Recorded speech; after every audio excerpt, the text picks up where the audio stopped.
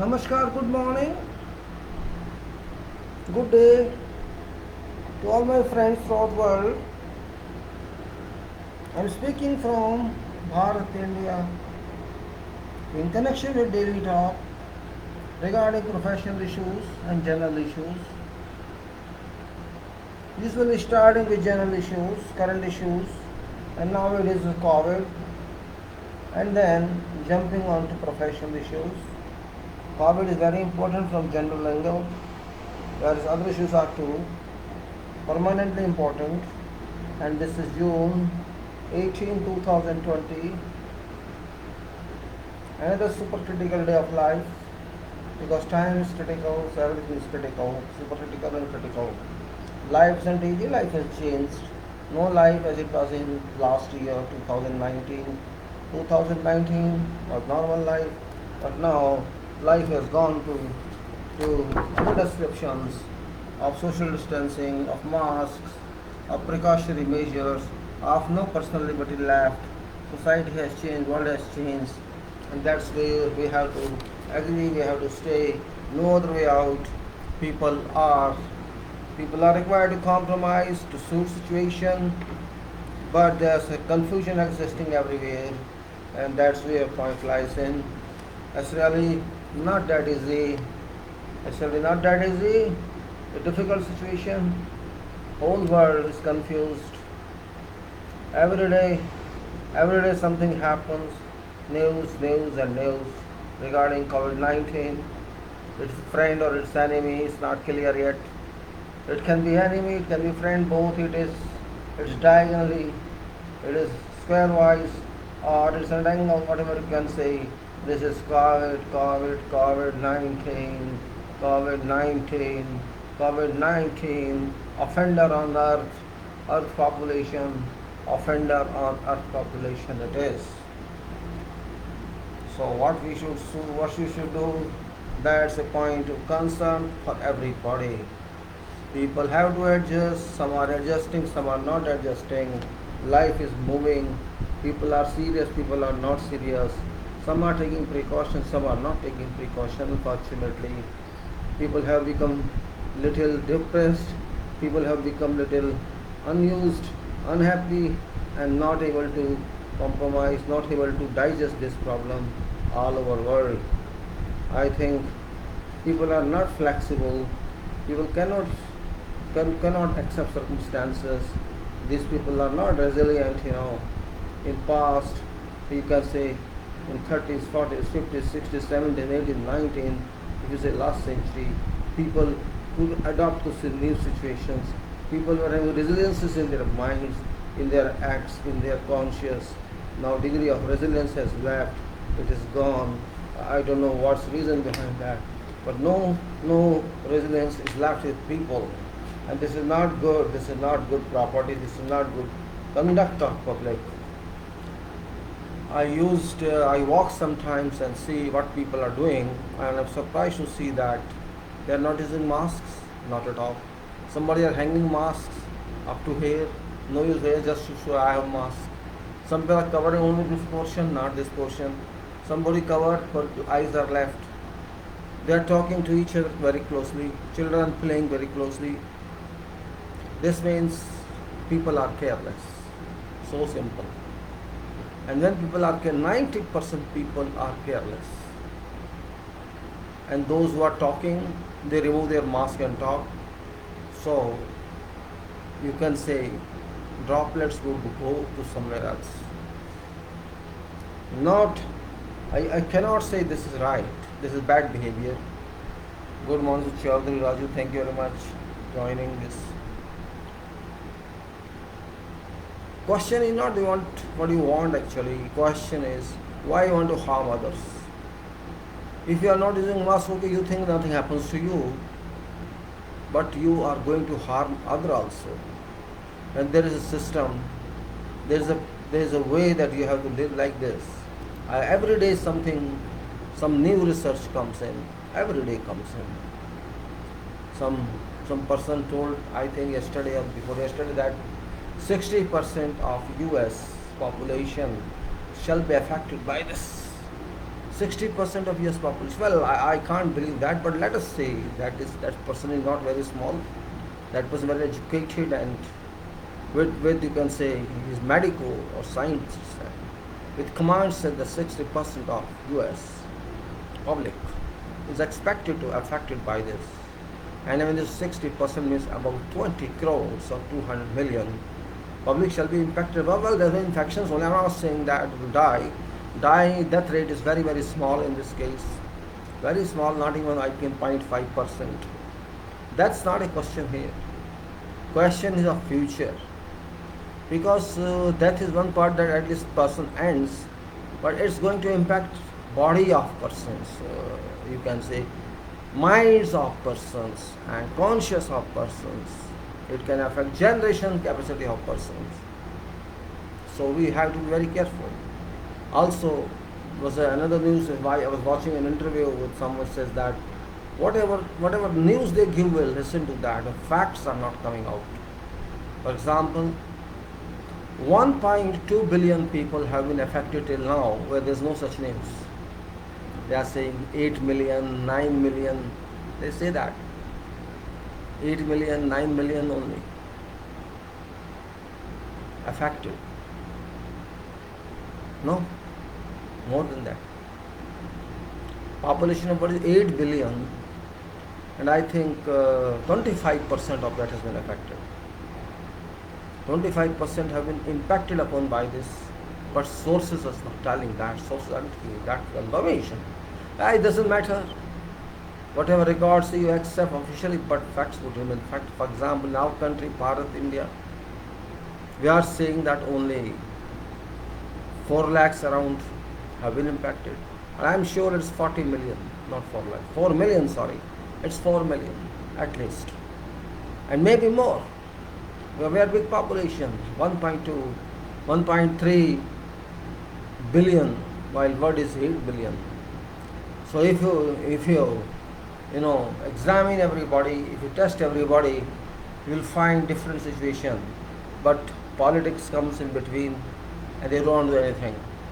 If you ask UAE, they say we'll go to every home and test there. Same thing Saudi is doing. That's called humanity. To test at least. Don't worry about how many people are affected. Why worry about that? Affected are affected. Facts are facts. You can't say no. It's not your political issue, it's a health issue.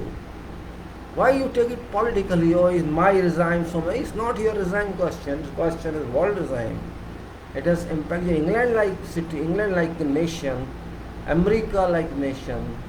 And now what's happening in China? It's back to your Beijing, capital of this country, China. 132 persons were impacted yesterday. This means all false declarations that we have won over this. Same thing, New Zealand said we have won. Again there is, I think 2 women came from British on, they infected us. So don't think that you have a line to win over this. You cannot win over this until you understand this. You can't understand this. I was also reading one news yesterday that your WC flushing system and WC pan can also cause this while you flush out. And there are aerosol in air which might pull it into your flushing and transfer to other one. Well, maybe that is. So precautionary wise, when you want to flush your system, keep your seat closed, a lid down, and then flush. Well, that's measure that I told, but it can happen. So it's not clear till now. What is the origin of this? What's the reason behind this? How it happens? Nobody knows that. No single person as of this day can say, I guarantee you, there's no one in the whole world. Thousands of scientists and I don't know how many doctors, all are responseless. No one can say anything. And that's the reason the public is confused, because political leaders are not scientists, not engineers. They can't answer this question. They can only play with people, play with lives of people, and all countries are playing with lives of people. That's also true. From USA to Japan and from other countries, you can see They are hungry for economic development. They see there's a problem, but economy has higher than this virus. Humans have left to themselves. Okay, if you die, die. If you live, live. We are more concerned on economics because they are hollow vessels in economics. The whole world has demonstrated this. It may be America or Gulf, it may be someone else. Though you call them we are powerful economies, they are not powerful, that's a fact, because they could not digest this lost God just for a couple of months, from January onwards to June, so 6 months only, and they could not sustain this economically. This means all are hollow vessels. There's no superpower in the world of power. It's all fake. All fake. It is exposure by COVID-19. Those superpower used to say, I am king of this world. I said, nothing at all. Nothing. What's going to happen in the future, it's visionary, we can say. That this time life has changed, of course it has changed. This. You can't change this. You cannot reinstate that. It's not very possible. You cannot reinstate life as was before. You have to accept, change the scenario. And change scenario is, you have known that. You can't travel.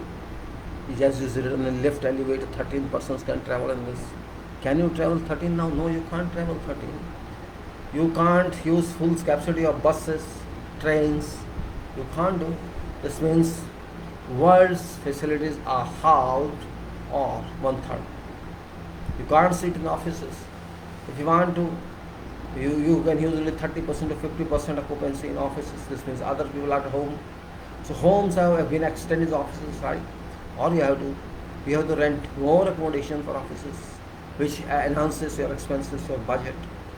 So problems, if your marriage party, marriage is not same, functions are not same, everything has changed, have been upside down by corona.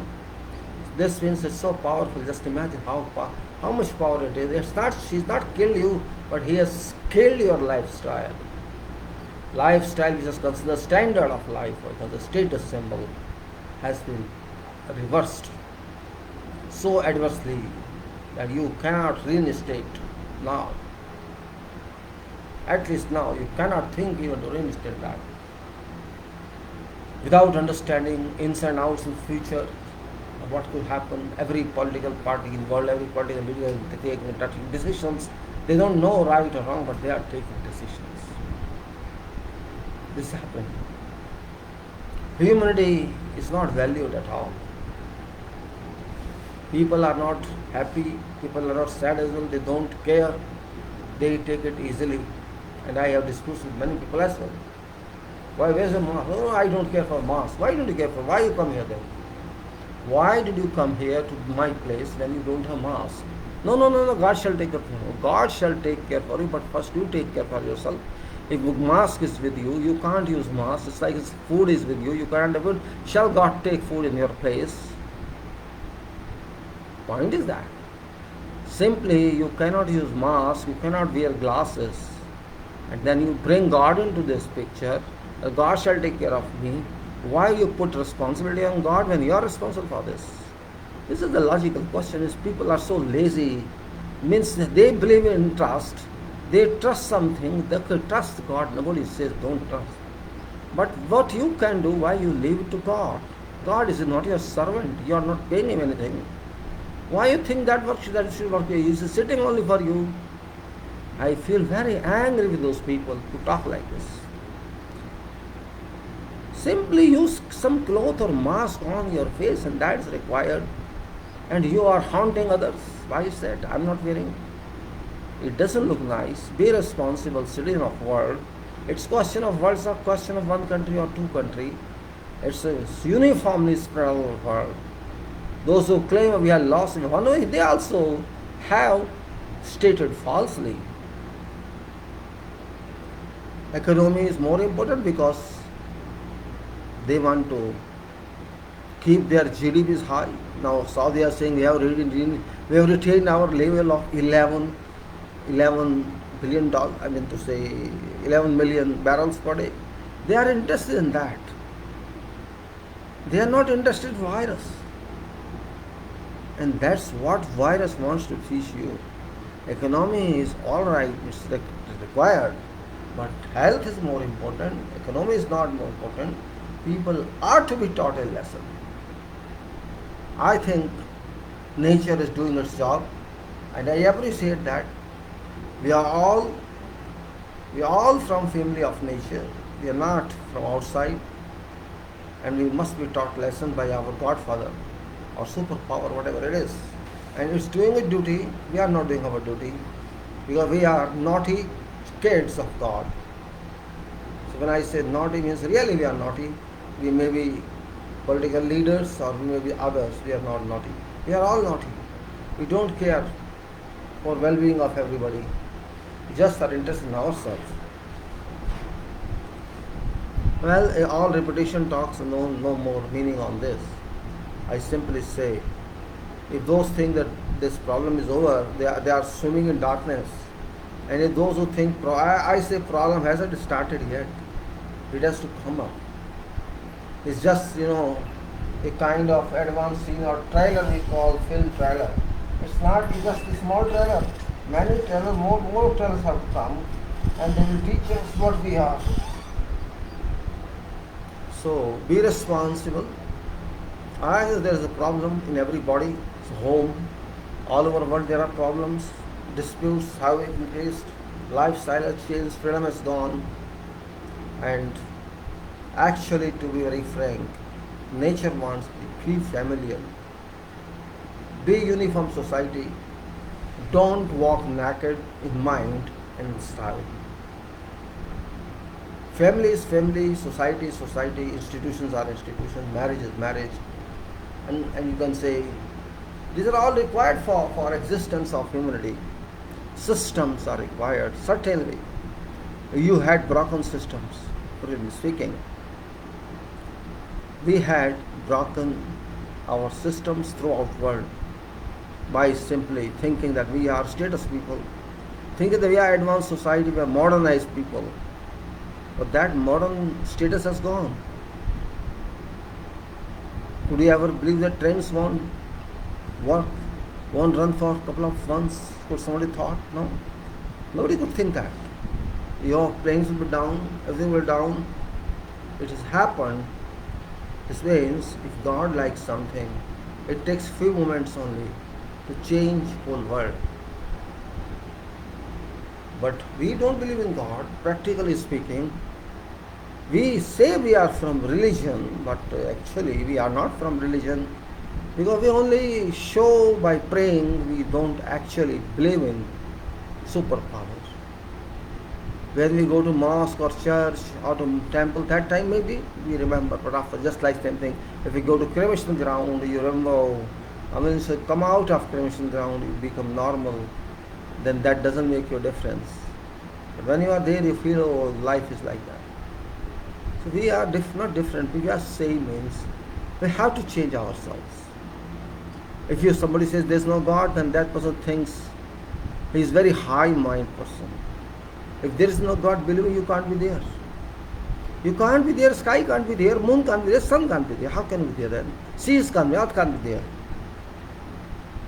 If I am living, it's because of God, or because of what I contributed to myself. Nothing. What did you contribute? You contributed yourself? Nothing. I am living because God wants me to live. I have no control on my body. You should understand this point. We can't control even my body or your body for 5 minutes. It's not possible. It is in control of someone else. Self control someone else. Why you say it's yours? Earth is not yours. But you say it's mine, this country is mine, I'll give you a visa, I come. That's the problem. Something belongs to someone else and you are owning this yourself. Something belongs to someone else and you claim your honor of that. You claim because you want to satisfy yourself, your honor of that. Why you are not honor of that? This is what the whole world is. And that's why there is no truth left. That's why this COVID comes in. No truth left. Truth does not exist at all. Fabrication exists, malpractice exists, dishonesty exists, and jealousy towards others exists. Competition exists for nothing. These are all negative properties, ill properties that we have won on ourselves. Don't forget, economy is no different. Yes, country-wise it may be different, but if sum of all, if you sum of economy is the whole world, you will find it same as it never changes its quantity. Why don't you understand this point?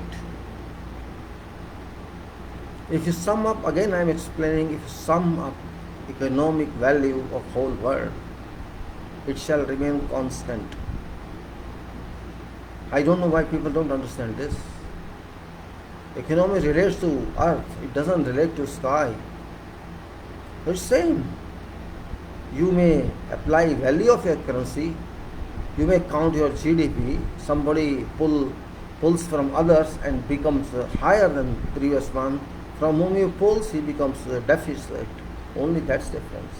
Otherwise, A to Z sum up remains the same, equation remains the same, because value of earth materials cannot change in quantity.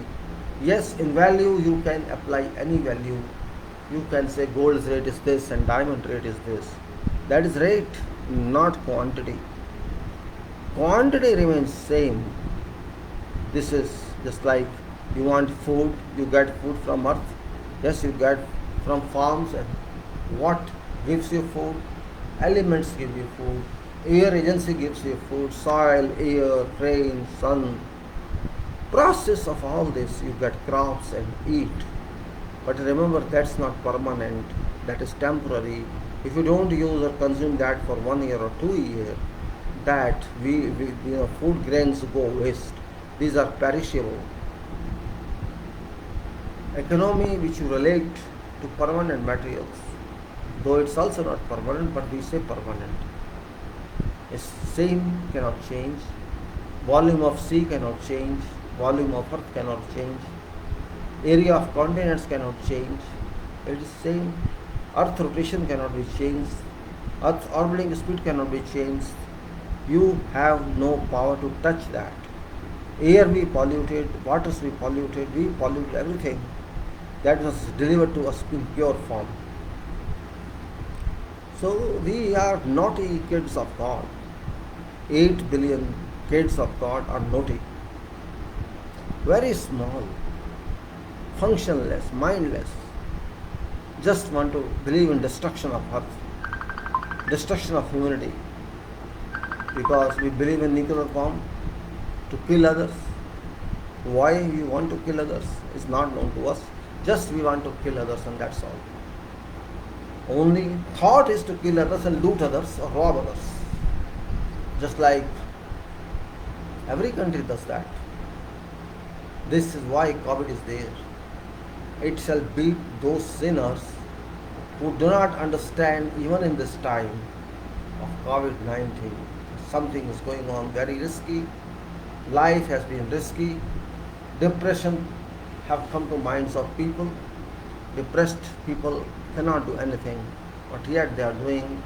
They don't believe in construction, they believe in killing each other, looting each other, dominating over others. I don't know for what they want to dominate, what they gave to this earth, and what shall they do with that. If America cannot sell its weapons, if Russia cannot sell its weapons, or others cannot sell them, they can't have food. That's also true. But they are superpowers. This is where problem lies in.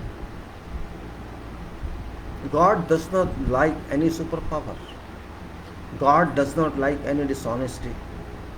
God likes people who are sincere and do work for earth in constructive manner. But we all are destructing that. That's our problem. That's our art. So I will now stop further and speak about management, because there is nothing left in COVID for currently.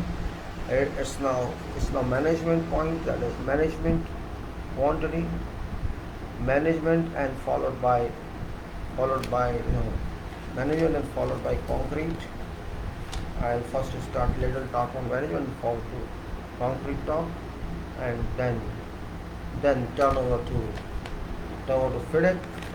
That's FIDIC means I'll just show slip here, handwritten slips, FIDIC 17. So we are going to talk of management of quality. It's very important from each life, every life. It actually applies to all life systems, though I am confining it to our profession. Management lies everywhere. Actually, I call it management, you call it management. I don't believe in management. I call organizational power of people. How you organize something. Don't forget, you yourself are organized by God, by a system. There is a system for everybody. The system works, and without fail, it never stops. It never stops its functioning from your birth time to your death time. This system is such a perfect system.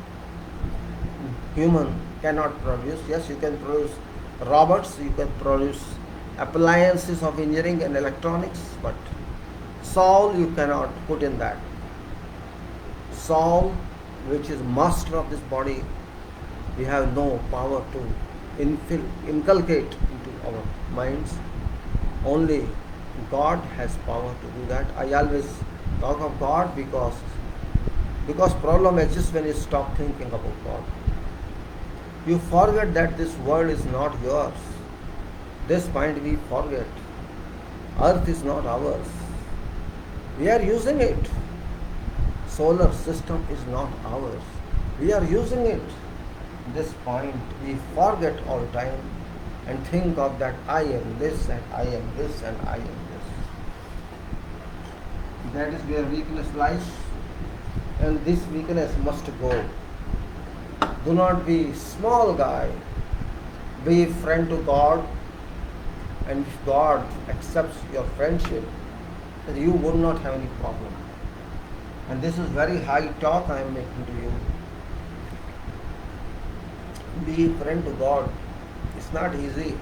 It's not easy.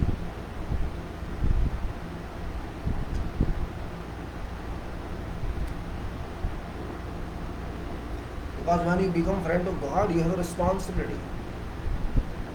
High level of responsibility. That can't be defined in letters and spirit. It can be understood only by a person.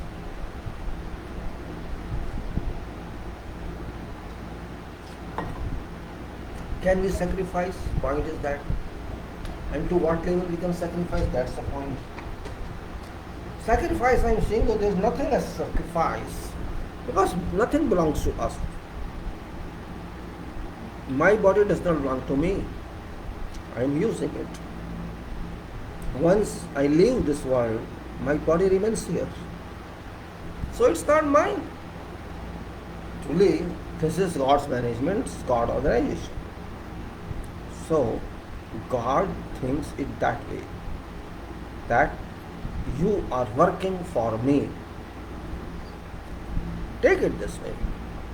When you come work, day you were born,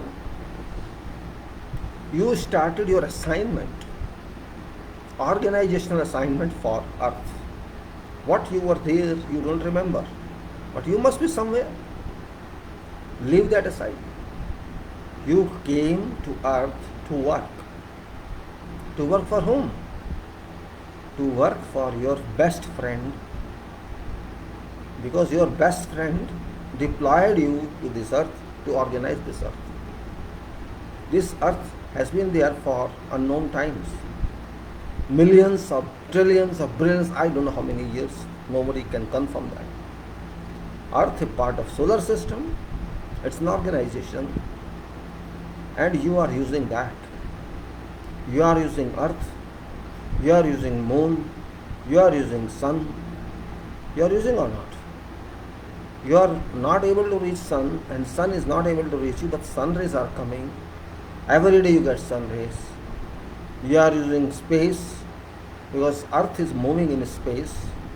Maybe people don't understand this point. It's part of organization, God's organization.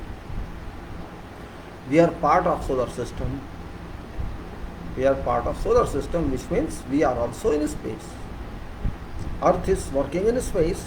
All solar system planets are working in space. This fact cannot be defied. If somebody defies this fact, that person cannot understand what he done. That person understanding is limited. But if you are educated, you can understand that this earth is only a part of solar system, solar organization, and God has full control of that. Did you ever think, can it change its route?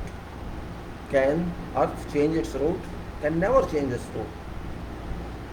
Can earth go out of its system for even for 1 month? It cannot go out. It is all set, all controlled, well designed by that friend, my friend, God. I don't have any name for that, because what is the meaning of name when friend is friend? So that friend asks me something, go and do something good for what I have done. Yes, you cannot do for sun, you cannot do for someone, at least for when you live on earth. You take care of this like a gardener, like a watchman, like a clerk. Do something for me because I want to make it better for others through you. You are one of those I am sending to earth. This is organizational deployment of God for every person coming to earth. And when your assignment is over, you go back and get another assignment of something else which your friend gives you.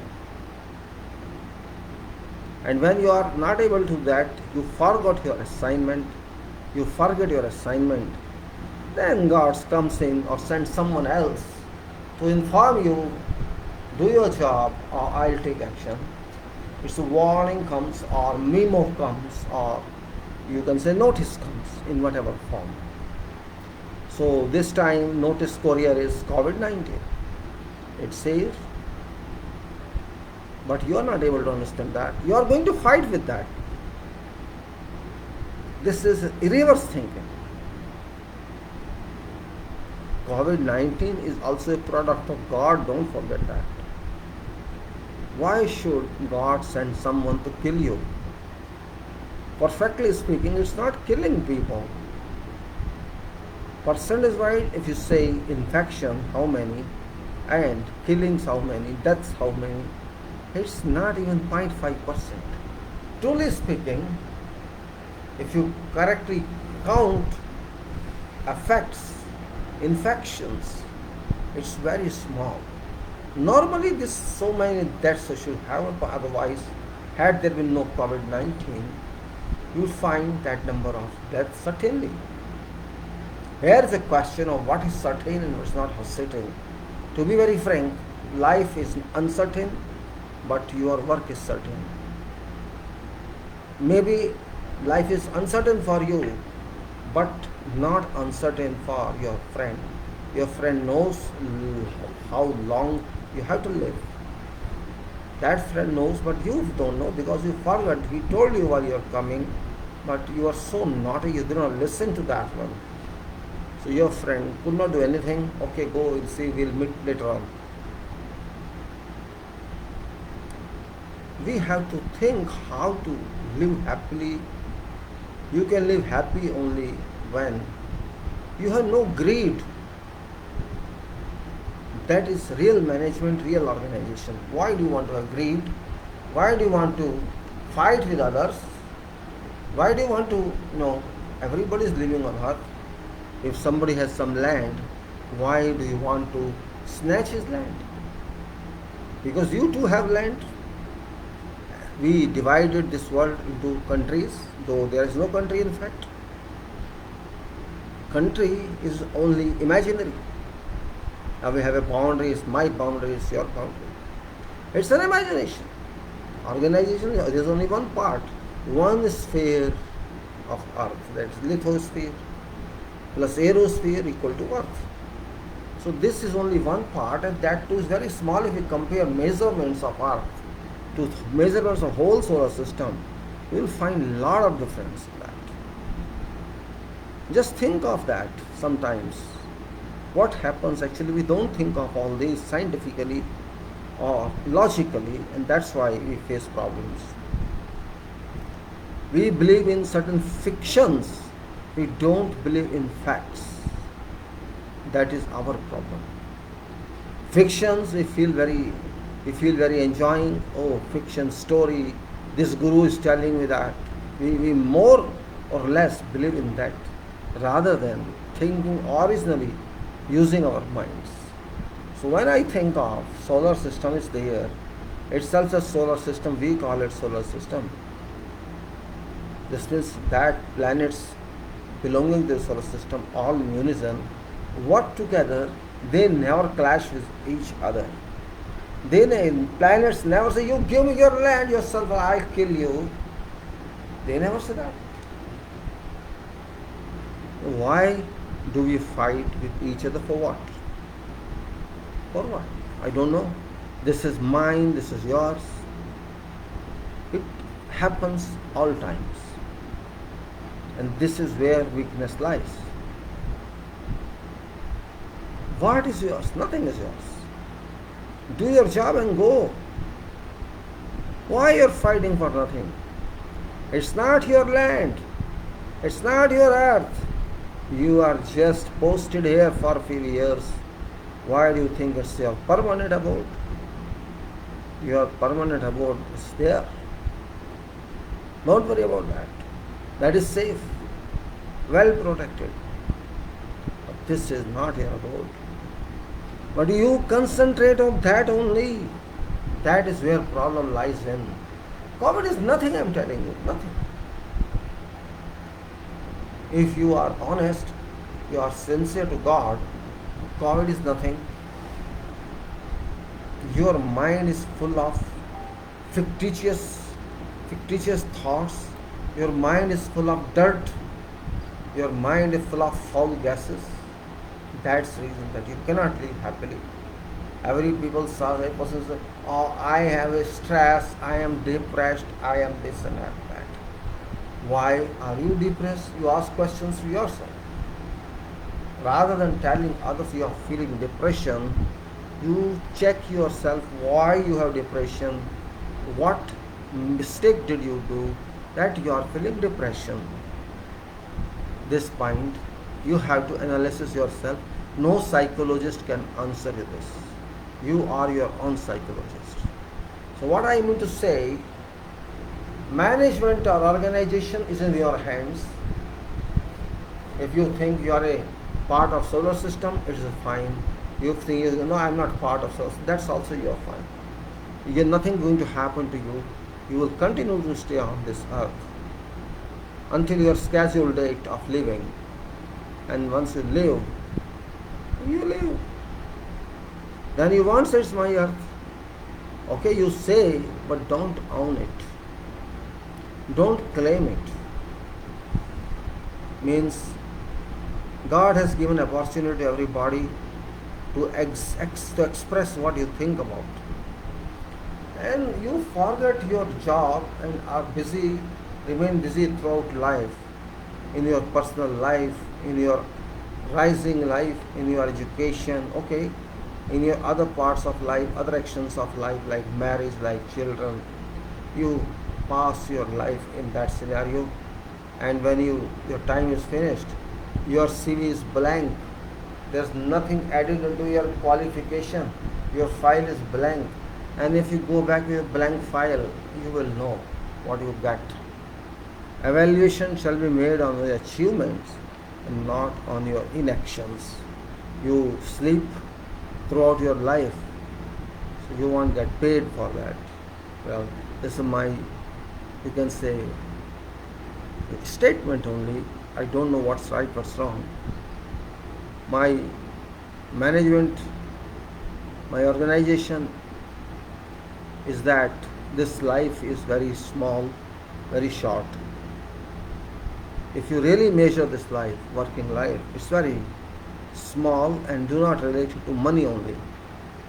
Money is required, nobody says not required, but do not die for money. If you can live, small money is good for you.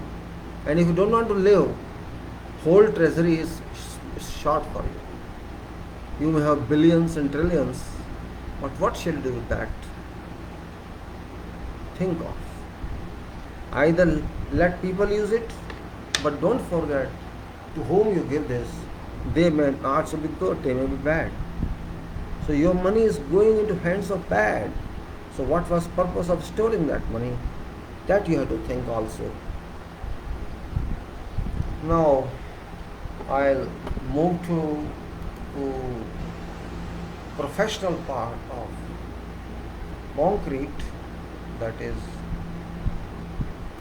I was talking yesterday and day before yesterday also, and I took time in concrete specifications all these 3 hours, 4 hours, and I could not talk on, you can say, FIDIC, but let me continue concrete specifications, which is very important from my viewpoint and from everybody's viewpoint, because without concrete you cannot do your house, can make your house these days. You cannot do anything without that. That's very important part of life and for development.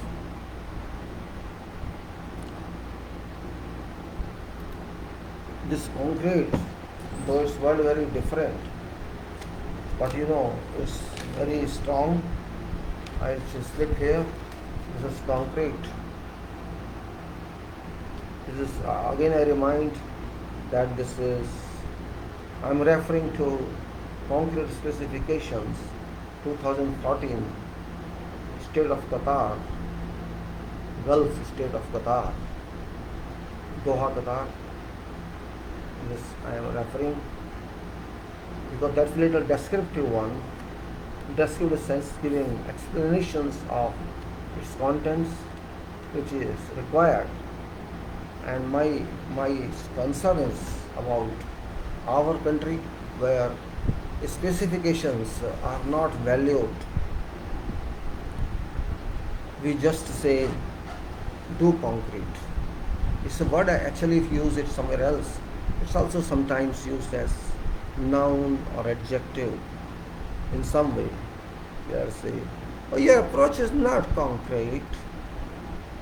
And that it's not material of concrete, but this is power of solidity. That power of solid, how strong is that? Oh, your results are not concrete.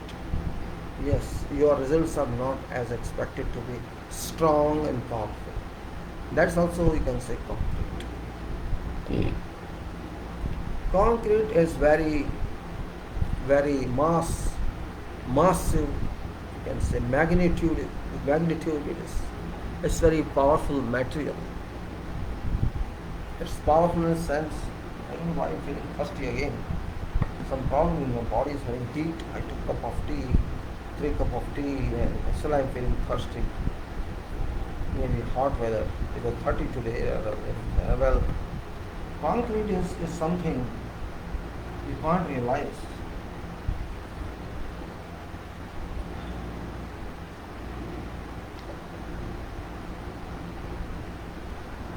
And I take hot water, I like to take again and again. I don't know why.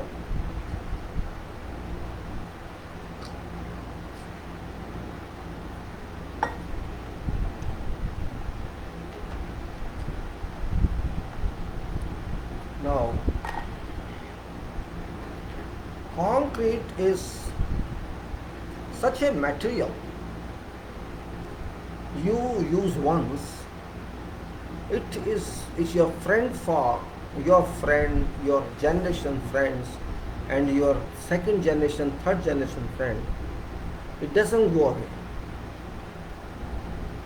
It's that powerful. And if you don't understand this value, you won't value it. You do not produce it well. Now you say you construct a table or a chair and you think it may work for you 10 years, 15 years, 20 years, and you are happy with that. Or you say I buy a car, it will work for me for 5 years and then I'll be happy. And same thing in life, It's a lifelong. Cannot be you can get thinking what you buy for some years, number of years. Is it 5 years, 10 years, I get my car, my money back and I buy another one then. Everybody thinks like that. Means in 5 to 10 years my car gives back my money in my use. And same way if you say your kid is there, you're providing education, or going to school, leaving him and coming back for 10 years, 11 years, do like that. Your son or daughter, they get up, they get some, destiny, they can get some achievement in life, and you feel happy with that. My attempts have been successful. I got my money back, which I spent, my efforts back, which I spent on my kids. This is what generally people think. This is common thinking, which is limited to 10 years, 15 years maximum, not more than that. Nobody thinks for 500 years, what shall happen to me if I goes. We know we are not going to live for 500 years. So, but unknowingly, you have a home if you have. Everybody wants to have home. Those who don't have, they want. And those who have, they don't care. That's the point. If you have something in your pocket, you don't value that. And when you don't have that thing, then you feel a problem. I have this, I don't have this. Had I got this, I would have done that, or I would have done that. All that considerations come to your mind. But I'm not that type of person. Whatever you have, if you achieve that, you feel it's yours. And if you steal this, you can say, you steal this from somewhere else by dishonesty, maybe it's your property, but you don't feel happy. And you don't care for that item, which you just get because of dishonesty. If you have enough money that comes to you through illegal means or unfair means, you don't value that money because you feel it's not yours, though you have that. But when you don't have a home, you want a home. Yes, I want a home. And you know that home are very expensive. Home or small house or big house, all are generally made of concrete, directly or indirectly, from top to bottom. Concrete is such a wide recognized material all over the world. Yes, in West countries like USA, like European countries like England or like Canada, you may not have that capacity to have concrete homes because of expenses. They generally have wooden homes or timber homes. But in fact, otherwise, where concrete material is available, you will find concrete is in domination. Concrete is not what is done. It's what, from where, from what you do it. Means for having concrete, you have a long way to travel. Travel in a sense, travel to collect that material, to get that material, to organize it. People cannot think that. The common person cannot think that. If you want to have concrete, don't forget that concrete is not single material. It's made of many materials. It's made of rock particles. It's made of sand particles. It's made of cement, which is of course of lime, silica, and many chemicals. It's made of PFA, is also another material. It's made of GGBS, is also another material. It's made of water, which is a different material. You have to, if you want to have concrete, you have to go through that thinking. You need rock particles, since you must have rock. If you have a rock, you have to mine it or you have to crush that to get that particles. If you want to use sand or dust, stone dust we call it, you have to find that material also from mining or rock crushing. Then you need cement. Cement is not natural material. It's produced material, manufactured one. So you need limestone for that, you need silica for that, and many chemicals. Same way, many admixtures are added to cement. You need all that, and for that you need some original material.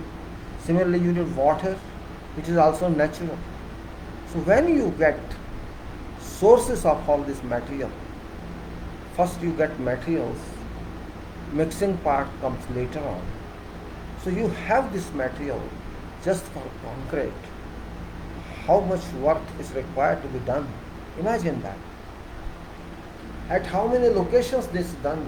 How many people are involved in that? That you must understand first.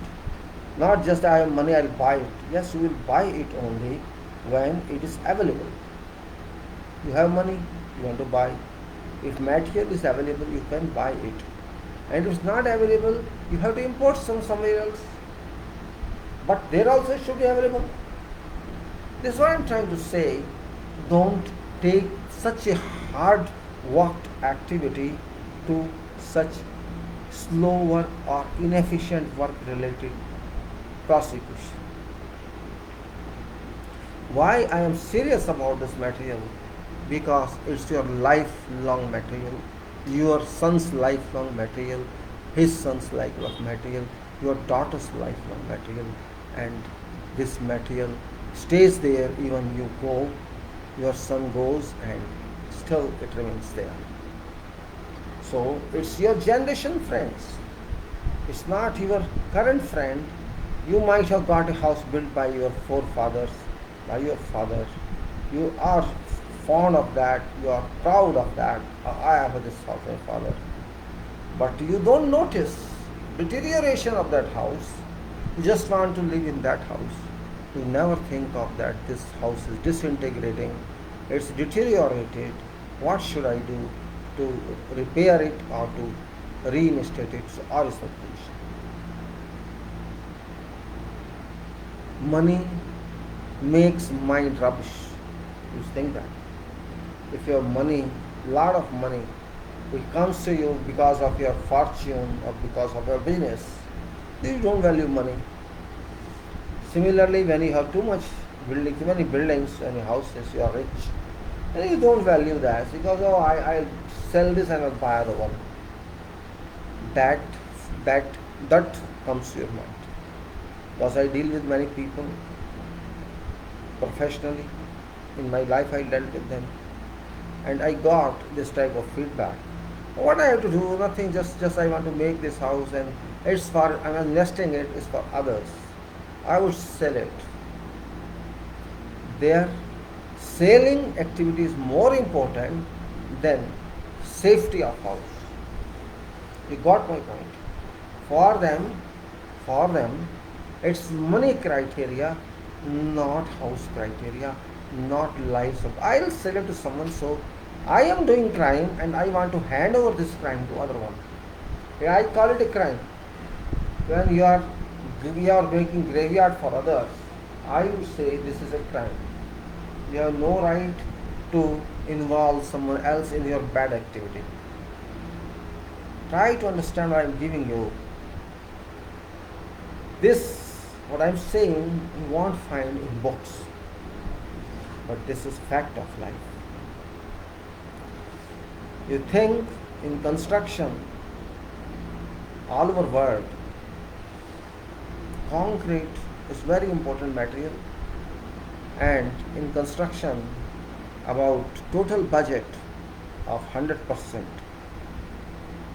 70-60% goes to such type of activities. Whole budget of world, construction consumes a lot. All constructions, all infrastructures, all buildings, all industries, all factories, everything. If you take into that, world countries spend a lot. You can go to GCC countries, you can go to UAE, Saudi, you can go to Bahrain, go to Qatar, or Kuwait, or wherever, Iraq, or where you find this development ongoing. You will find that money is spent on on such activities which claim later on that we have developed our country. Means by this development you call yourself standing country or standing society, and you have your own houses, say 2 or 3 houses you become so prideful. I have very rich person, I have this house and this house, and you can't stop boasting about that, as if your identity is because of those houses and not because of yourself. Oh, I have so many houses, I have so many commercial work, I have so many industries. That adds to your personality. So your personality is not because of you, because of those houses. Try to think that way. Means you did those, you got them yourself, you built them yourself, but now that property is adding on to that your personality. I am your property, I am giving you value. Though you manufactured me, you produced me, I am above you. Because your life is not certain, I am certain. Property may think that way. But it's not thinking, I'm just telling you. You keep Saul on property. Saul says, I am there, I am more than you. Hence, just think we are smiling about this. Means property may think that way. Why I am stressing is I find quality in many countries, concrete quality. I don't find that quality in many countries also. You might have listened that this building overturned in China, this building overturned in our part of India, this overturned in, we can say, Italy or somewhere. This means somewhere there is a problem in concrete or in those people who construct that. Even professionals are not involved. Unfortunately, professionals, where they are involved, they do something better. But they can do better only when they have experience. Our professionals, I cannot challenge them that they do not know. But what works tell, what evidence is from quality of concrete tell, I am not appointed well. I am disappointed, to be very frank. I am disappointed very much by real quality which we are producing in our economy. It's far from standards. I don't blame them. I don't blame exclusively engineering community for this, but they are worth blamable. They are exclusive people who could help them, but they are under some stresses which don't allow to business interest, commercial interest, political interest, so many. For businessmen, even life of human is not something, For businessmen, for commercial men, when you compare, this is amount and this is life of person. For that person, amount is more important than life. Okay, let him die, no problem.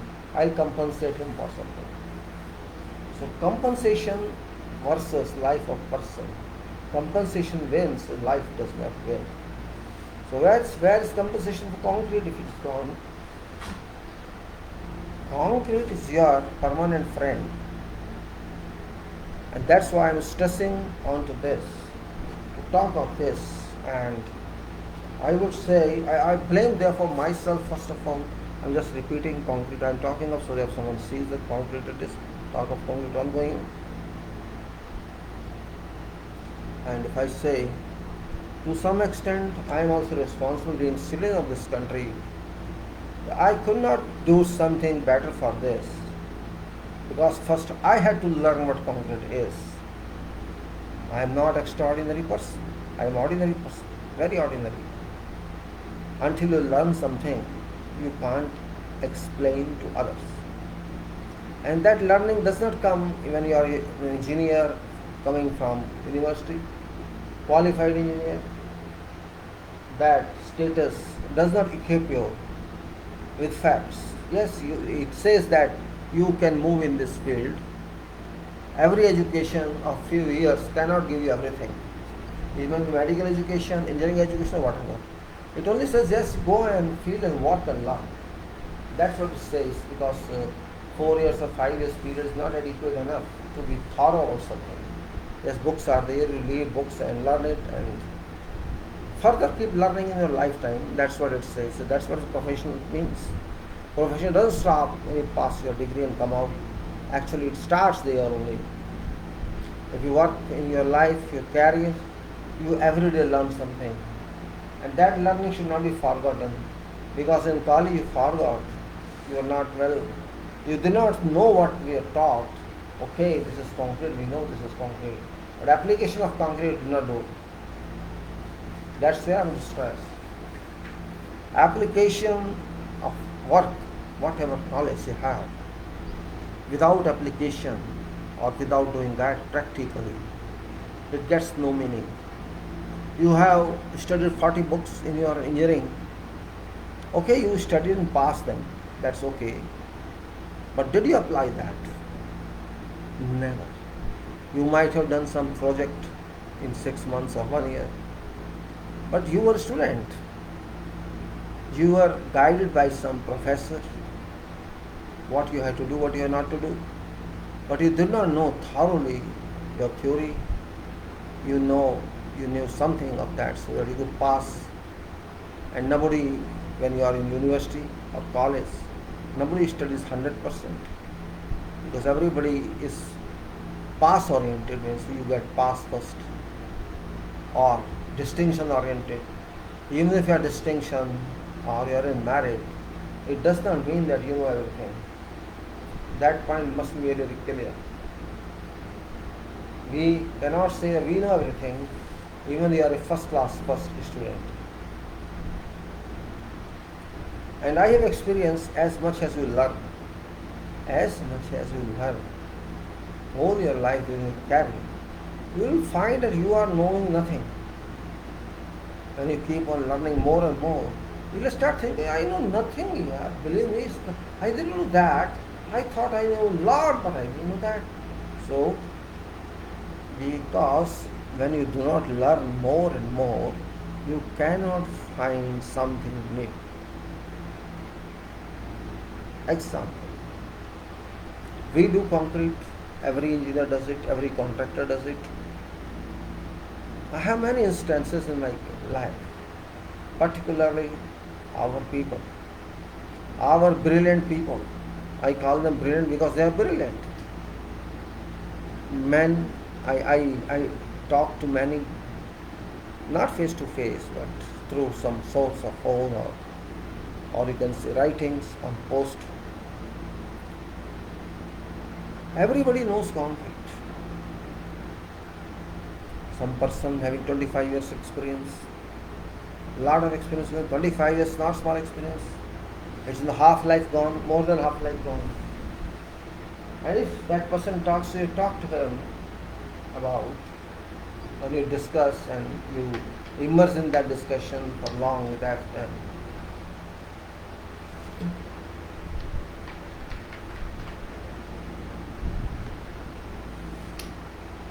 By chance I asked someone, I am happy that you have 25 years experience. Do you know what concrete temperature should be? And if that person cannot respond to you, or response is like surprise to you, what do you think then? Person who is in field for 25 years. 25 years, I say, is a very long period. And that person says, I never heard about temperature, that we have to consider temperature of concrete as well. Why do you consider your body's temperature? What's there? So your body should have 37 degrees or 98.4 degrees Fahrenheit. Why do you consider that? Because you feel uncomfortable. You feeling something, oh, I'm not feeling well, I have fever. You say it or don't say it. When you are not having that, means you are having 37 degrees or 98.4 degrees, you feel, oh, it's okay, I'm fine. But you are saying, I am fine because you are not having that temperature. So how you feel your concrete is fine or having fever? That's my point. Can you do something efficiently if you have fever? You will be disappointed. You will not be annoyed. Oh, I can't even sit. I want to take some rest. I am feeling even here 99 or 100 degrees. I can't say, can't, I'm not concentrating. I'm going to bed for one day. Half day, I want to come of tea and go on some tablet and relax for this day. You say that or not? This is because you are feeling trouble in your body, but you are not feeling trouble in others' body, which cannot tell you something. If your concrete tells you I am sick, you may understand, but concrete cannot tell you. I am just giving you an example. I have talked about this, I will keep talking. Material and human are different. Material cannot do anything on its own. This is weakness of material. But human has mind, human has soul, and human is not material. That's why human can think, human can feel. So concrete is a material. Simply saying, concrete is a material composed of many ingredients materials and has become a composite material in its nature. That's what concrete is. It's a composite material comprising of or consisting of, you can say, rock particles, dust particles, sand particles, or you may say cementitious materials, cement as well as water, and mix up of all these in certain quantities, and then after mixing, delivering them in fresh form, not waiting form. Means you wait for 1 day or 2 days, can't do that. It has to finish immediately. Such a dynamic material you have. You could say, okay, keep it there, I'll use it after 2 days, 3 days. You cannot say that. That's not accepted by concrete. Because when you keep it just for 2 days, it will no meaning for you. You cannot reuse it. That's my point is, concrete, though it's a material, but it's a material that requires certain controls. And if you don't control, don't keep it under watch, same concrete which is very good, is well designed, is worked upon, becomes senseless. Your concrete becomes senseless. It has so many materials with this, so many ingredients with this, and they must be proportioned in certain quantities, certain percentages.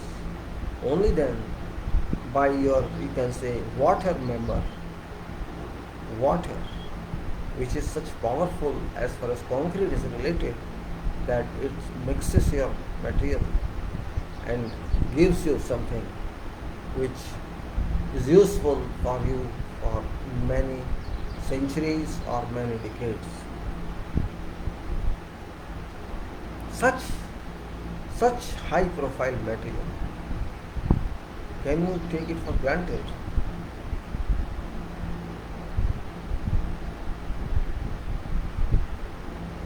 But fact remains, we are still saying we don't understand this point, that in construction, concrete is very important item, without which there can be no construction, no infrastructure, no buildings and nothing.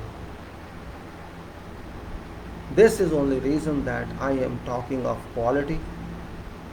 You see, you can talk a lot on your PowerPoint presentation without meaning, and people do that. But where you have to impact hammer upon.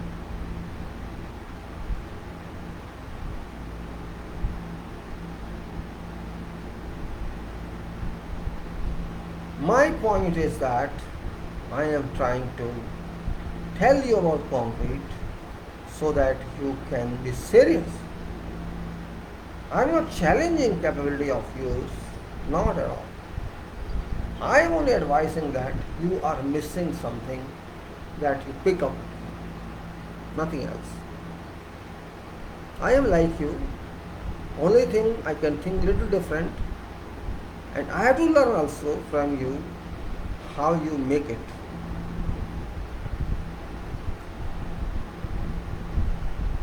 If you see some plant in construction, plant means big plants where I can say square kilometers of lands are used. Refinery projects, plants projects, or other projects which are big in size, you will find volumes of concrete everywhere. Volumes of concrete, not small cubic meters, billions, volume.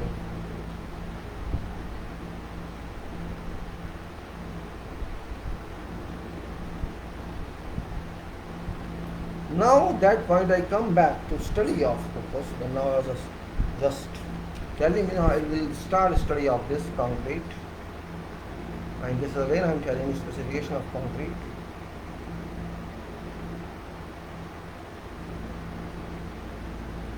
It's concrete here, just handslip. Yesterday we stopped at some page that was formwork. We took a lot on formwork, and then we moved on to now formwork. That's page 100 over 100. I'm starting, sorry. Tolerances. What should be tolerances given here? We have to concentrate on them, and then after tolerances we'll move further onto concrete, further materials issues.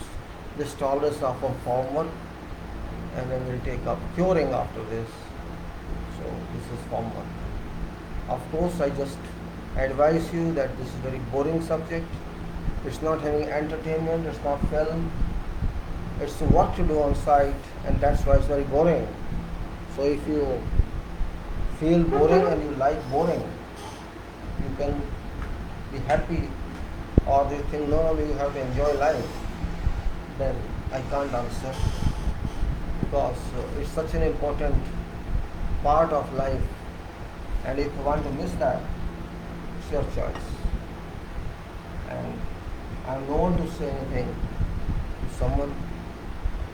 I can only control myself, I cannot control something else. And this is early morning I get up and take time to work for you people.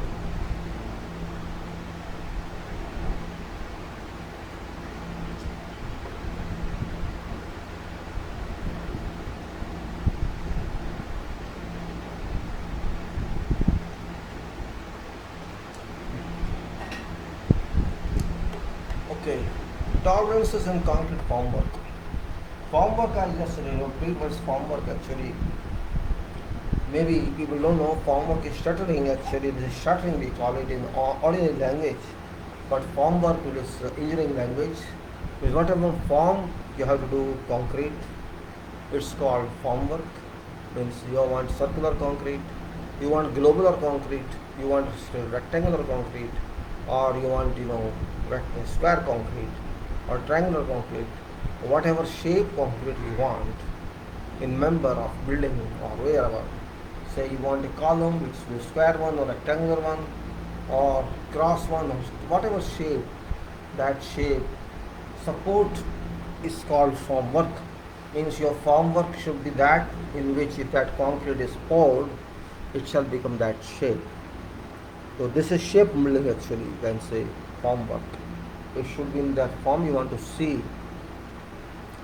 You want to see that design in that form, and that form is called formwork. This is so simple.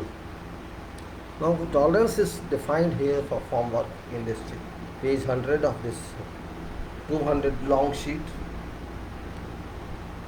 Concrete work shall be constructed to an accuracy which shall permit proper assembly of components and installations, and shall be compatible with finish. Accuracy of work shall be within tolerances shown on drawings or specified elsewhere, and in absence of other requirements shall comply with following. These are tolerances defined here. Now I will read again for you because it's a little technical statement. It says concrete work shall be constructed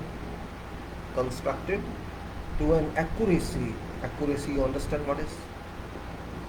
How far it is correct, applicable as well. Accuracy means accurate work, right? Measurement should be that, which shall permit proper assembly of components and installations, and be compatible with finish of that member, and accuracy of work shall be within tolerances shown on drawings or specified elsewhere, and in absence of such other requirement or shall comply with following. And what's that? Now all layout dimensions of laying out, that is plus minus 5 mm. Simple, plus minus 5 mm means 1 inch is 25 mm, 25.4 mm, while one here dimensions tolerance is plus minus 5 mm. It can be 5 mm more or less. Say it is 10 meters, so it can be 10 meters plus 5 mm or 10 meters minus 5 mm. So very little tolerance is there. The sections of concrete member. What is sections of concrete? When I say a column is there, you say it's a pillar there, you call it pillar. But what I am saying here is section of concrete member. We are not seeing height of that. We are seeing what shape it has in plan. Means if you cut that small portion, vertical portion, you will find that plan. And that plan is one shape. How many lines are there in that?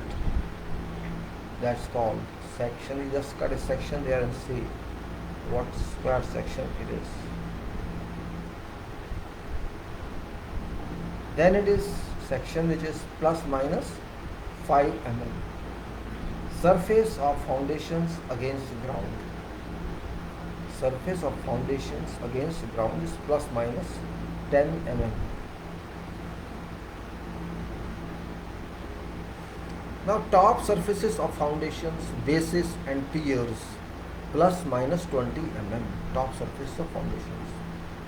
Now surface level of floor slabs.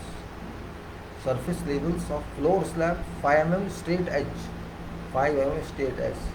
So surface level is plus minus 5 mm. Means it generally says plus minus 5 mm, plus minus 10 mm, plus minus 20 mm. So surface level of floor slab is 5 mm straight edge. If you see in 5 meter straight edge, it should be plus minus 5 mm. Now surface level of floor slab to datum. Floor slab to datum.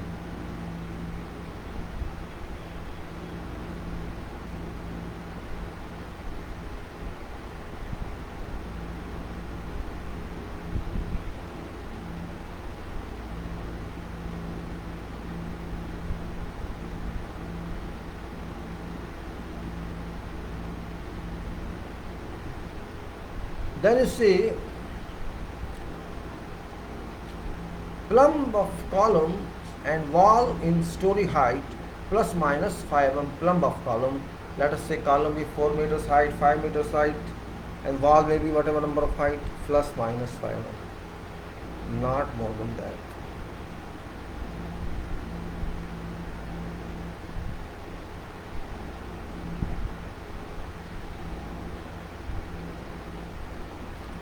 So plumb of column and walls in full building height for each story above top of foundation. And what it's saying, you'll see that one. This message is font live in harmony. These people are fools, I only can say, not more than that.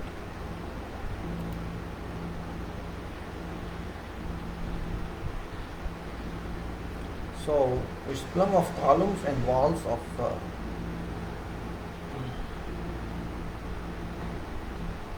stretching is a big problem.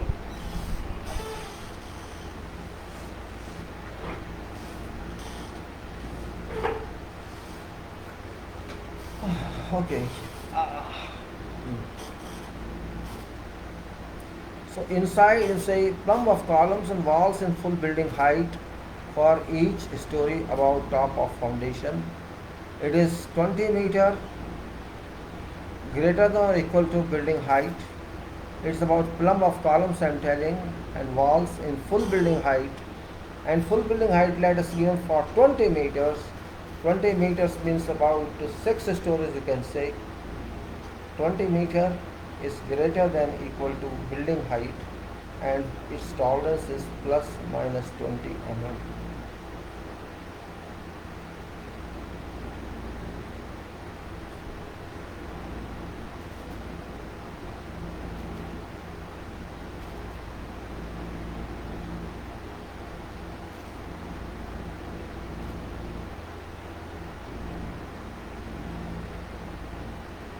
So when we say up to 20 meter and its building height, so plus minus 20 mm tolerance is given. Plus minus 20 mm, which is not very big, 2 centimeter less or more when it's 6-story building. Just think of it, can't be seen even by eyes. Now 150 meters or above building height or 20 meters or above. Means when I said 20 meters, it's plus minus 20 mm, and now it says between 20 meters and 150 meters. 150 meters, just think of that. About 45 stories. This is how much? Plus minus 1 over 1000 of height. Plus minus 1 over 1000 of height. Height is 150. So 1 over 1000 of 150. So 15 over 1000, 15 over 100, or you can say 1.5 over 10. Means 1 over 1000 tolerance up to height of 150 meters. This is what's given here. In 20 meters, it's given 20 mm. In 20 meters, it's given 20 mm. So, 20 mm in 20 mm. 20 meters, 20 mm. So, 150 meters, 1 over 1000 of 150 meters. So, 150 over 1000. Now, building height more than 150 meters or 150 meters, it is plus minus 150 mm. So in 20 meters is 20 mm, in 150 meters it is 150 mm. So there is same product from formula which use, it says 150 is 150 mm. Now this is form work. Form work means it is vertical plumb, means building should not be out of line of this value. This is what it says. Now inside faces of elevator, this inside faces of elevator I mean to say lift, elevator shafts in story height. You know, if 1 story height is there and this elevator, this can vary in its dimension or some plumb up to plus minus 5 mm. Plus minus 5 mm. It was same as story height in plumb of columns, etc. So in 1 story it's plus minus 5 mm. Now inside faces of elevator shaft in full building height for each story about top of foundations.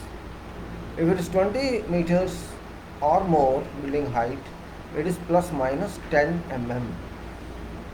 So it is half here. Half before was plus minus 20 mm. Now it is plus minus 10 mm. This is inside faces of elevator. And in 150 meter greater than building height of greater than 2, so in same range between 20 and 150 meter, it is plus minus 0.5 over 1000 of height. In first case was 1.5.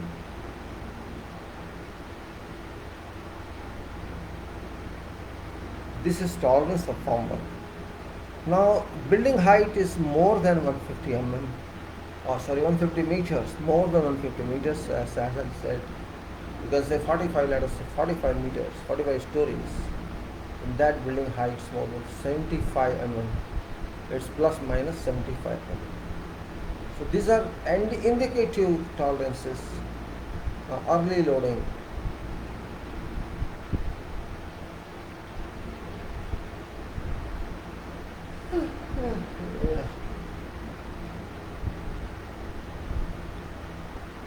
You see welding out battery condition, fully charged.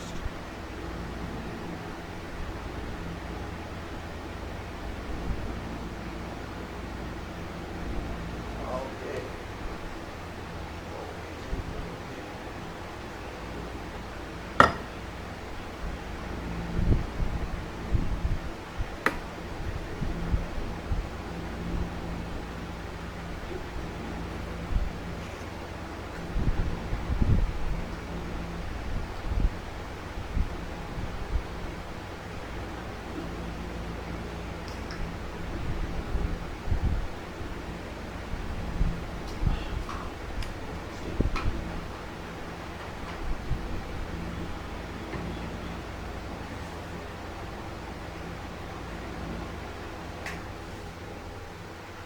Okay, now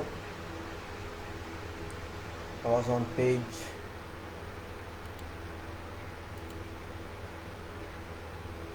early loading. What is meaning of early loading? You have to understand that. Loading we understand. Early loading. Contractors should note that loading from false work or wet concrete, false work and wet concrete during construction of a floor will not exceed permissible loading on floor. Immediately below, consequently, contractors should note that loading from false work and wet concrete during construction of a floor will not exceed permissible loading on floor immediately below. Consequently, two of floors immediately below, one being constructed, will need to be used to share loading.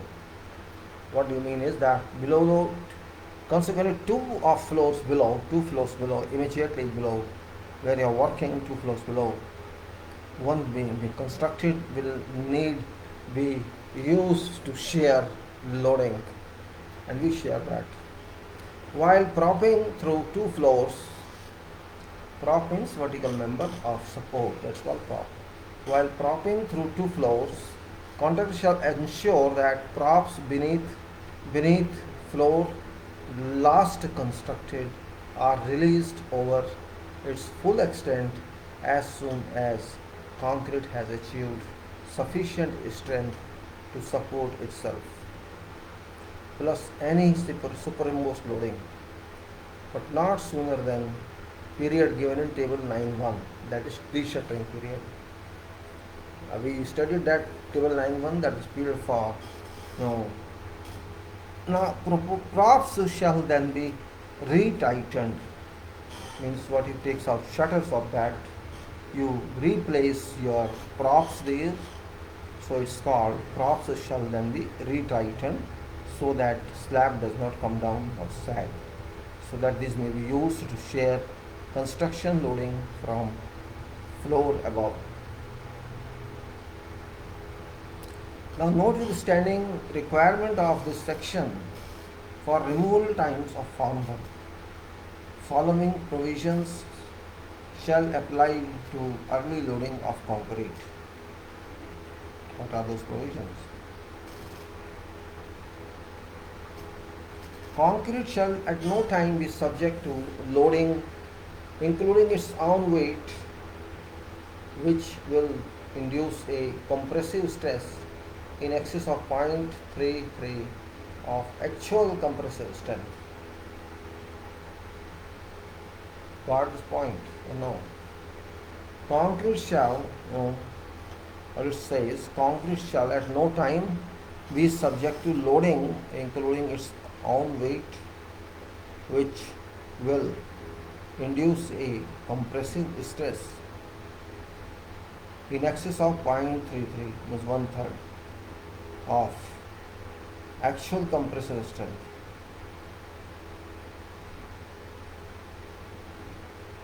So 0.33 of actual compressive strength of concrete at time of loading, or 0.33 of specified 28-day characteristics strength, whichever is lower.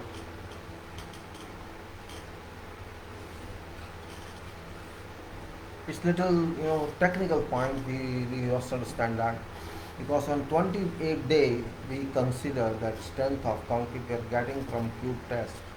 That is conclusive one in ordinary case. So it says that on 20th day whatever strength we get, it dominates concrete, whether concrete is truly done or it was done in hyperbolic way.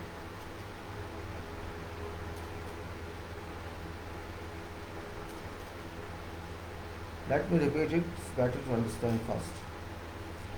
Concrete shall at no time be subject to loading, including its own weight, which will induce a compressive stress in excess of 0.33 of actual compressive strength of concrete.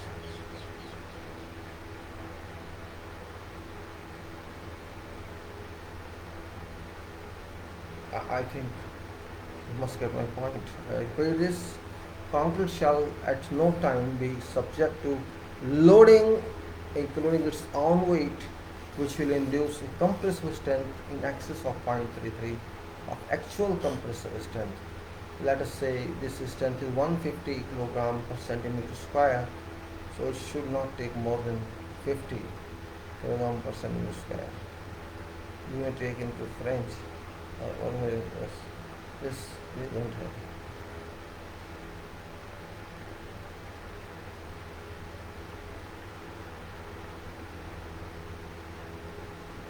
Okay, 0.33 of actual compressive strength of concrete at time of loading, or 0.33 of specified 28-day compressive characteristic strength, whichever is lower. For purpose of this clause, assessment of strength of concrete and stress produced by loads shall be subject to agreement of engineer.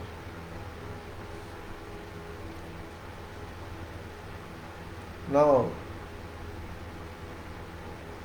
if due to this method, his the methods of construction, contractor wishes to place an imposed load on a structure, he shall arrange for additional cubes to be cast at point of structure to be loaded, and these cubes will be crushed to monitor compressive strength in accordance with BSEN 12390-3.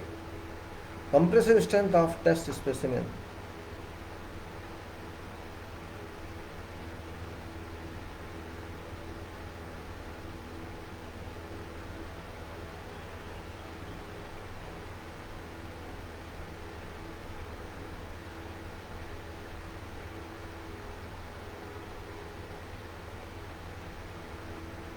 If due to method of construction, contractor wishes to place an imposed load on structure, that shall arrange for additional cubes to be tested at that point of structure, and according to BSEN 123903, compressive strength of test specimen, contractor shall submit calculations showing stresses induced by any proposed temporary load to be placed on structure. No superlative load No superstructure load shall be placed upon finished part hereof. No superstructure load shall be placed upon finished piers of abutment until engineer has given his approval in writing, and in no case shall load be placed until curing period is complete. Deck slab of bridges shall only be open to traffic or construction equipment and plant when authorized by engineer to travel or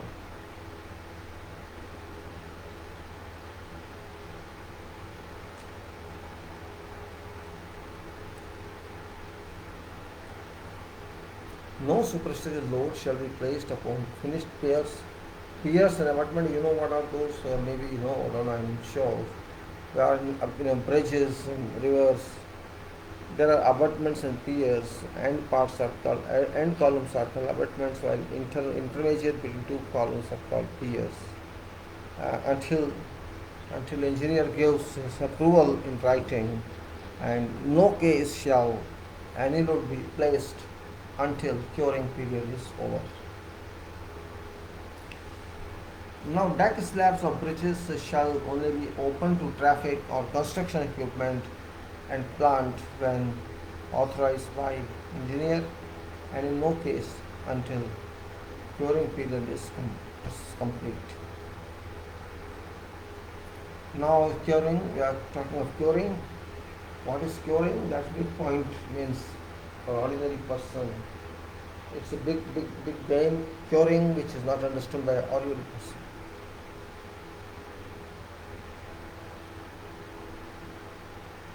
After all, people are using water in that. So what is curing?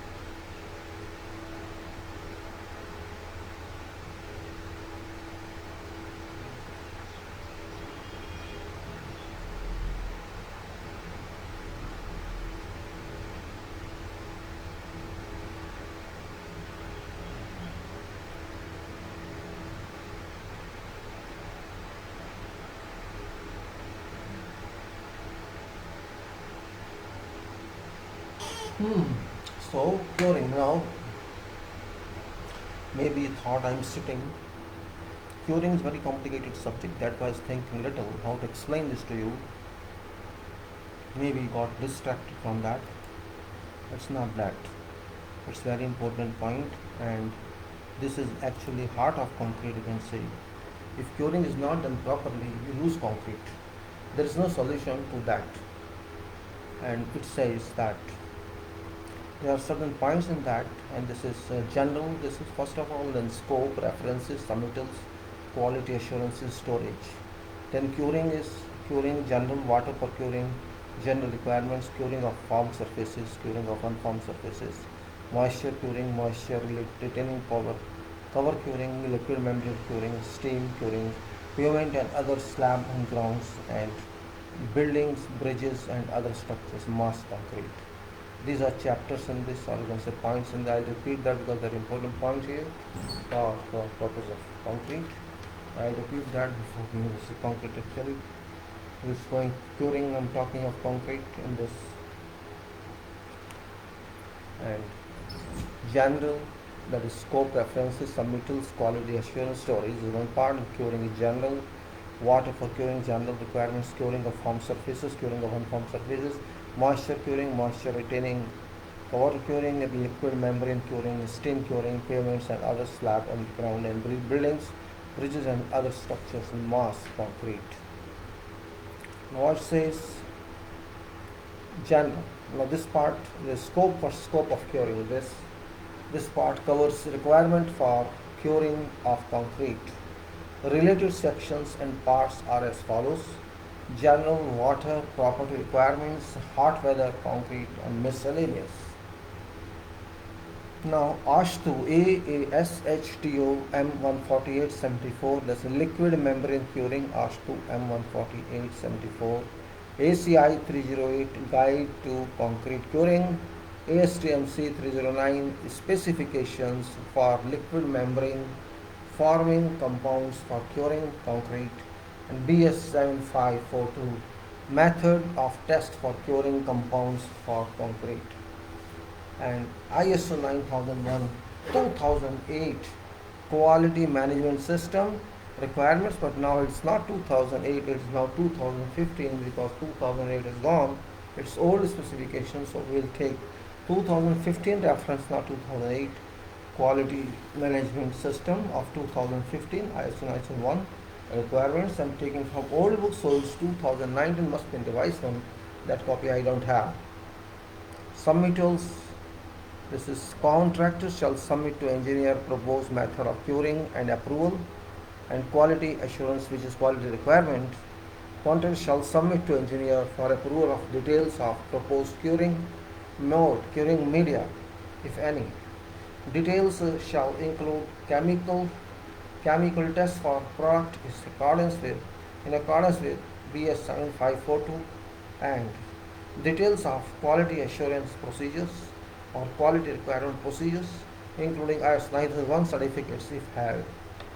Now, storage, chemical curing compounds shall be stored in accordance with manufacturer's recommendations. And now curing general. Contractor shall ensure that curing is provided for 24 hours per day, including holidays, and that all related necessary plant and labor resources are also available for curing. Special attention shall be given to curing of vertical and overhanging surfaces to ensure satisfactory curing. This is curing of vertical and overhanging surfaces, which are really difficult to cure. Now, contractor shall adopt curing measures that preclude possibility of thermal shock. Curing measures that preclude possibility of thermal shock to concrete during curing. This may be achieved by ensuring that temperature of water used for curing does not differ from that of concrete by more than 15 degrees Celsius. This is a big point.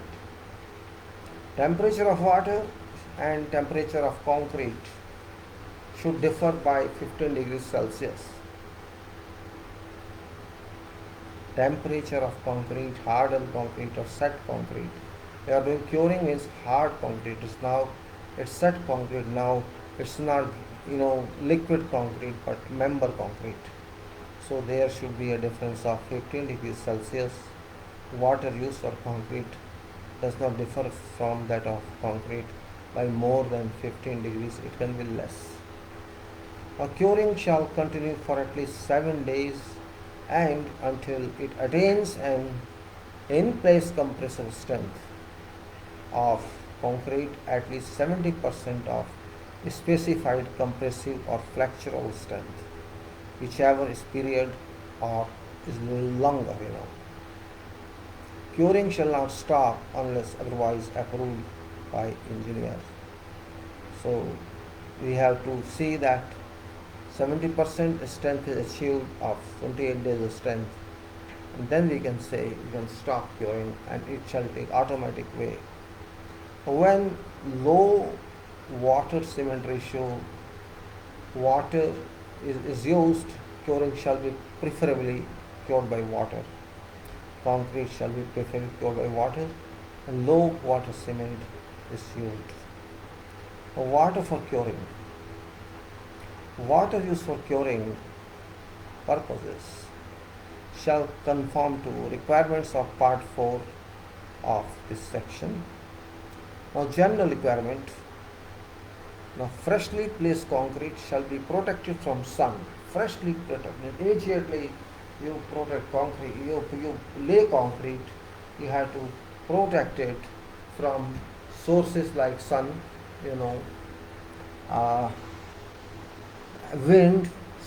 wind, rain, exposure and excessive drying out. So what happens? Suppose we do it now. We do it, finish it. It's finished, it's properly placed concrete. You have not to work on that once more. It's done. At that time, you have to protect it from sun, from wind, from rain, and from exposure and excessive drying out.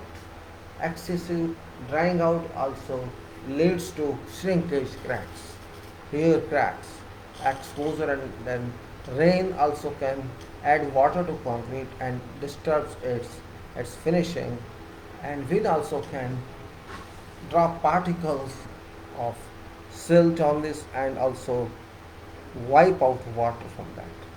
And sun is heat, so we have to protect it whatever way you want. Like Spain, all concrete shall be cured for a period of time required to obtain full specified strength, as we said earlier. All concrete shall be cured for a period of time that is required to obtain full specified strength, but not less than 7 consecutive days. You have to cure for at least 7 consecutive days. A method of curing shall be by water for first 7 days and by water or membrane until concrete has reached its full specified strength. Now, for mixtures with low to zero bleeding rate,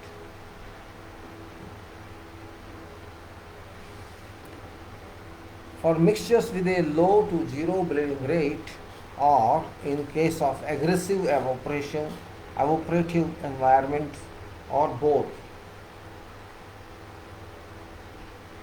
curing shall start at early any time between placement and final finishing of concrete. It says, for mixture with a low to zero bleeding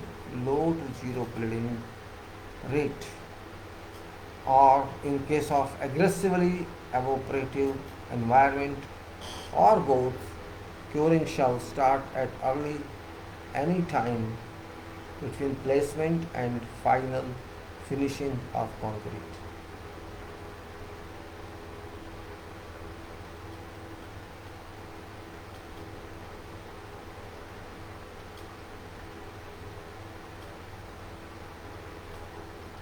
Now, curing shall be,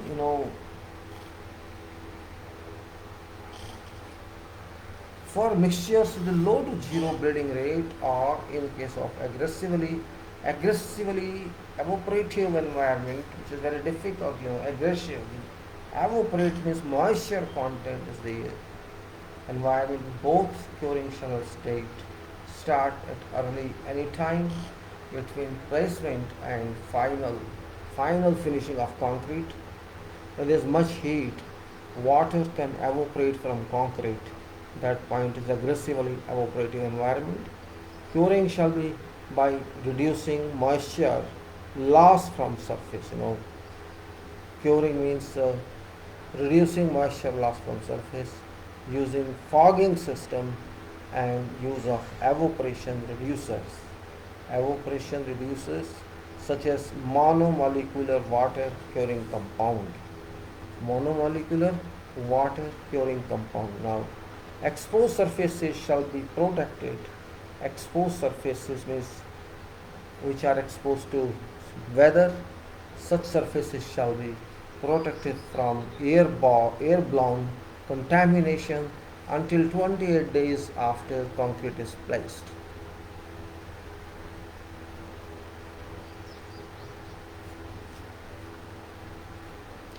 Method of curing shall ensure that sufficient moisture is present. Sufficient moisture is present to complete hydration of cement. Hydration of cement. Why actually curing is done? That's the reason. And shall be to approval of engineer. Method of curing shall not disfigure permanently exposed surface. That's one point. That method of curing shall not disfigure permanently exposed surfaces, affect bonding of subsequent coatings, increase temperature of concrete. Bloody fool, who is this? I don't understand. These people must be kicked out. These people, unnecessarily different. Oh, bloody fool, get off from here. I just abuse you. Okay, so disturbing everything. Disfigure permanently exposed surfaces, affect bonding of subsequent coatings, increase temperature of concrete. What I was talking shall not erase. Oh my God. Oh, get lost, you bastard, hell with you. Method of curing shall ensure that sufficient moisture is present. I was just lost by these people. Method of curing, I don't know what they want. Method of curing shall ensure that sufficient moisture is present to complete hydration of cement and shall be to approval of engineer. Method of curing shall not disfigure permanently exposed surfaces, affect bonding of subsequent coatings and increase temperature of concrete. Now, during curing period, exposed concrete surface shall be protected from direct rays of sun.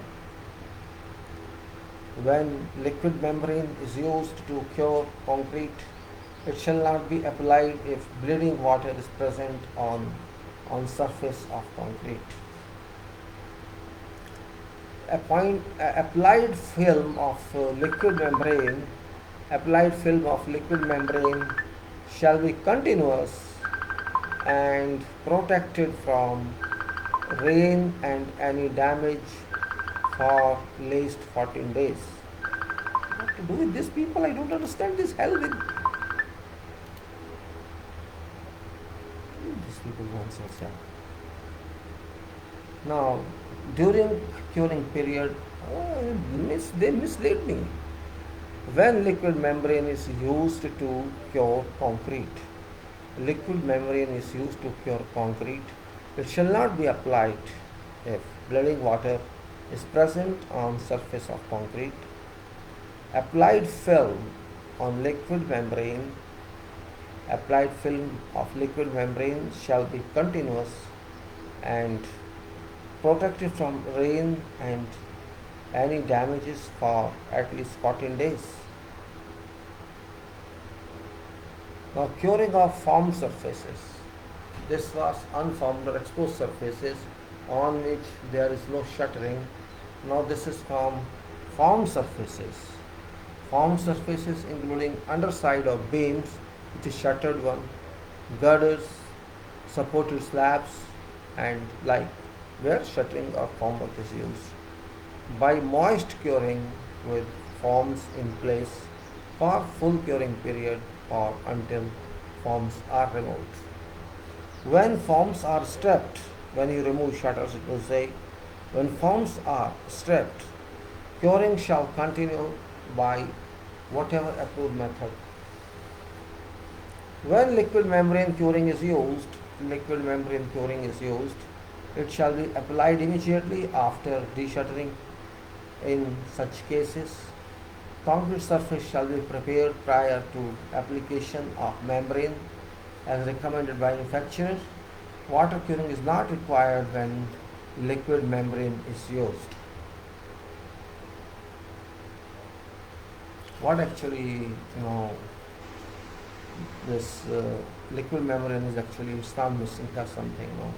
When you take out shutters, for example, from vertical surfaces, that's columns or walls or sides or beams, you strike shutters or remove shutters or formwork. Immediately clean surface of that, and if it's okay, without means just pour water on that surface. Fog spray, you can say. And when fog is done, water is there, immediately applied curing compound or membrane, liquid curing membrane or membrane, you know what it says. Water curing is not required, liquid membrane. So liquid membrane that apply on that, so that that water you fog down remains within that surface of liquid membrane and does not evaporate. And that's purpose of membrane, which I clarified, not given here. Now, curing of unformed surfaces. Unformed surfaces shall be protected as soon as possible. Unformed surfaces where there is no formwork. Unformed surfaces shall be protected as soon as possible after concrete has been placed by polythene.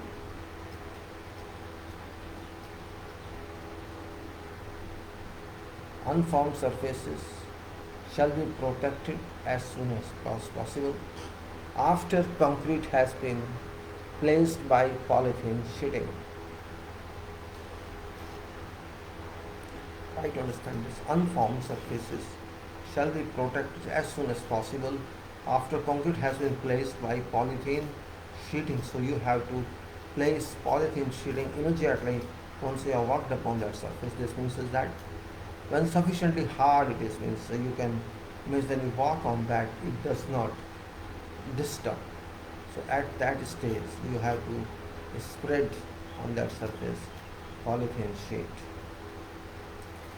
You can use sufficiently, when sufficiently hard it is, that there's no problem walking on that.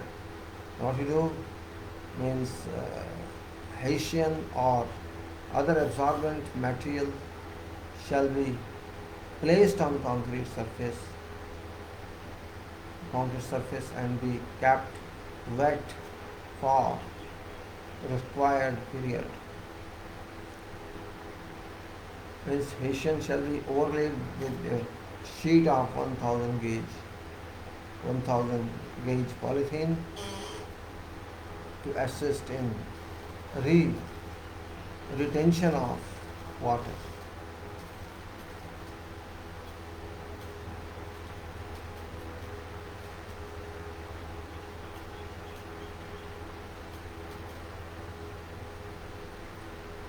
Alternately, you can say, wait a minute, shall be kept wet for required period. This Haitian or other material, absorbent material. Now, Haitian shall be overlaid with sheet of 1000 gauge polythene to assist in retention of water. Alternatively, a curing method approval by engineer may be used.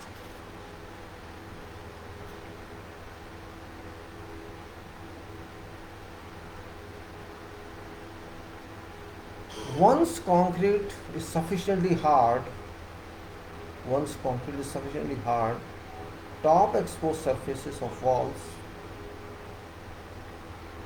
when concrete is sufficiently hard, top exposed surface of walls, columns and beams shall be water cured and covered with wet Hessian for required curing period. This is top exposed surfaces of walls where vertical shutters are already there, columns where vertical shutters are there, and beams shall be water cured and covered with wet Hessian for required curing period. Now, moist curing.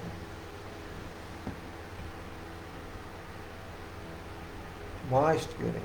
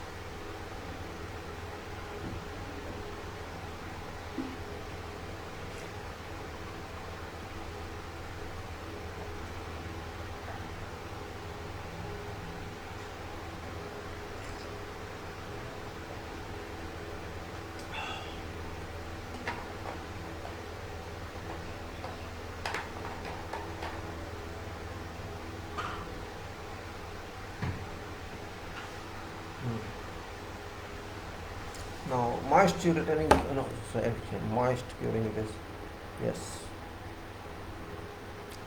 Moisture curing shall be performed by, moisture curing is, moisture, not really water, but moisture. Moisture curing shall be performed by covering surface of concrete with water and keeping it continuously wet. Cover surface with water, surface of concrete with water, and keep it continuously wet. Continue use of fine fog water spray. Covering surface with a saturated absorptive cover. Cover surface with a saturated absorptive cover and keep it continuously wet. Or burlap, cotton, mats and other absorbent materials can be used to hold water on horizontal or vertical surfaces. Wet straw or hay can be used for wet curing small areas, but there is danger that wind might displace it unless it is held down with screen wire, burlap or other means. Where method A is employed, that is covering surface of concrete with water and keeping it continuously wet, bunds used shall not be made from fill from excavations or any other areas where there is a possibility of chloride contamination. Now, moisture retaining cover curing. Moisture retaining cover curing, that is, concrete surfaces shall be covered with a suitable absorptive covering such as wet Hessian. Concrete surface shall be covered with a suitable absorptive covering such as wet Hessian. Absorptive covering shall be overlaid with 1000 gauge polythene sheet. Cover shall be widest practical width and shall have 100 mm side and end laps. Now, any penetrations or tear in covering shall be repaired with same material and waterproof tape. Liquid membrane curing. Liquid membrane curing shall be in accordance with requirement of BS 7542, ASTM 309 or C1315 when tested at rate of coverage used on job. Now ASTM C156 shall be used as a test method. ASTM C156 shall be used as a test method to evaluate water retention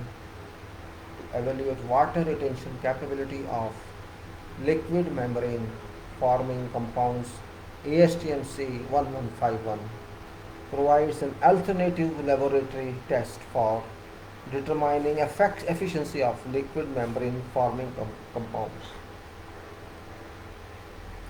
Now, membrane forming curing compounds shall be applied in accordance with manufacturer's recommendations immediately after water sheen which may develop after finishing has disappeared from surface and within 2 hours of stripping forms on formed surface. Membrane forming curing compounds shall not be used on surfaces against which additional concrete or other materials is to be bonded unless membrane forming curing compounds shall not be used on surfaces against which additional concrete or other materials is to be bonded unless it's proven that curing compound will not prevent bond or positive measures are taken to remove it completely from those areas which are to receive bonded application on fair-faced concrete surfaces.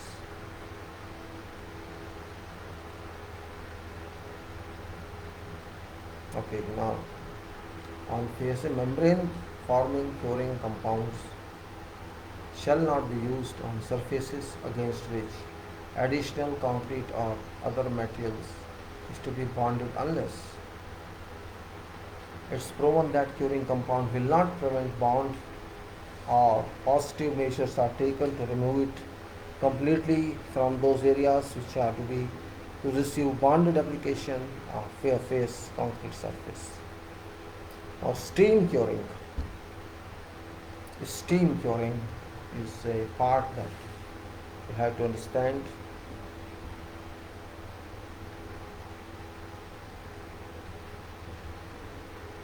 You put this on also.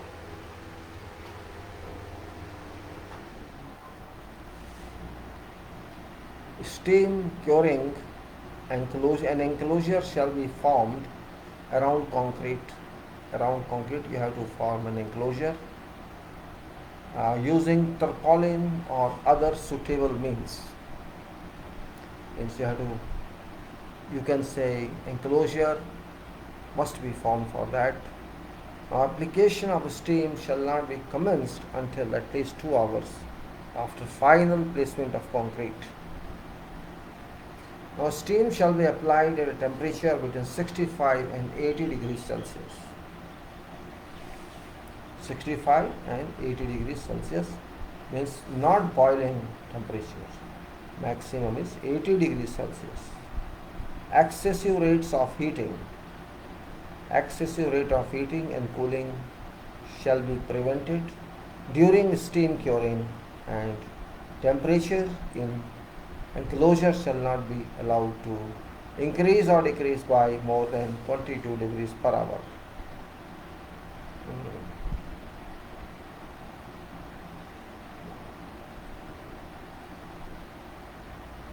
So let me speak again. Excessive rate of heating and cooling shall be prevented during steam curing, and temperatures in enclosure shall not be allowed to increase or decrease by more than 22 degrees per hour.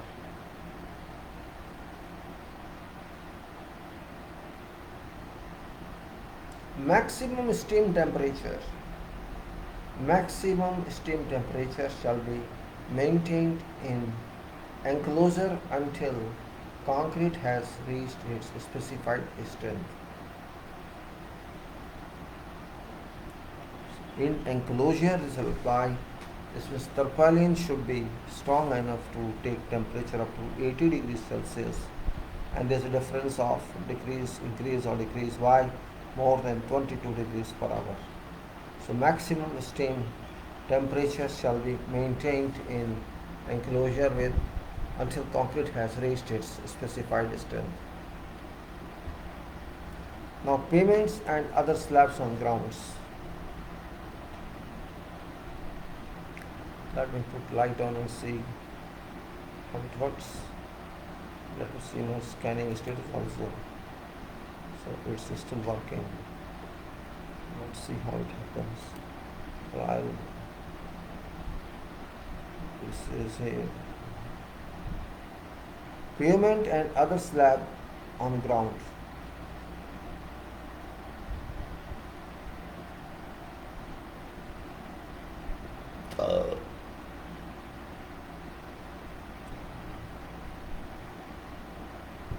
Pavements and other slab of ground.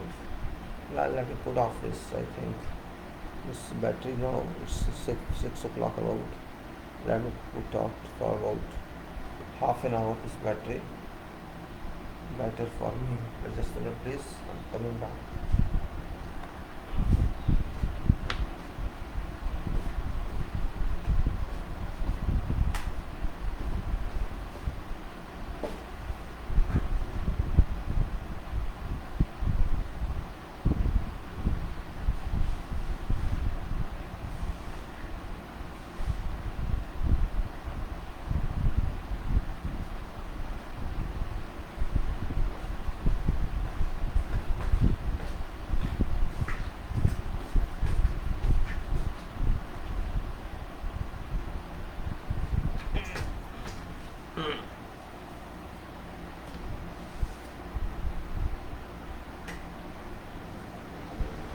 So pavement and the slab on ground.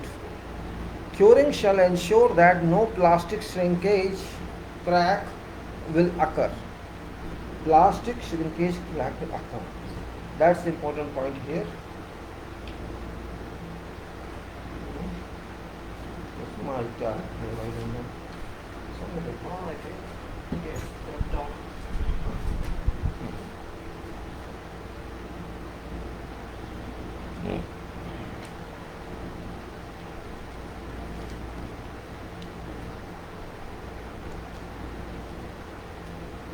Concrete is right.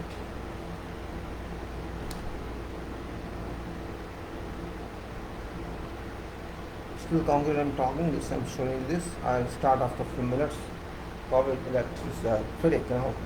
Pavement and other slab on ground. Curing shall ensure that no plastic shrinkage crack shall occur. This can be done by protective measures such as sun shields, wind breaks, evaporation reducers or fog spraying should be initiated immediately to reduce evaporation. We don't want plastic cracks or shrinkage cracks on concrete. That's purpose of immediate curing, otherwise there is no need, because due to evaporation or due to what sort of cement it is, plastic shrinkage cracks do occur, and we have to protect concrete from that, and that can be done by protective measures which are sun shields. We can prevent sun to directly apply on surface of concrete, and we can apply wind breaks or evaporation reducers or fog spraying should be initiated immediately to reduce evaporation. Now mats used for curing. Mats used for curing can either be left on place and kept saturated for completion of curing, or can be subsequently replaced by a liquid membrane forming curing compounds.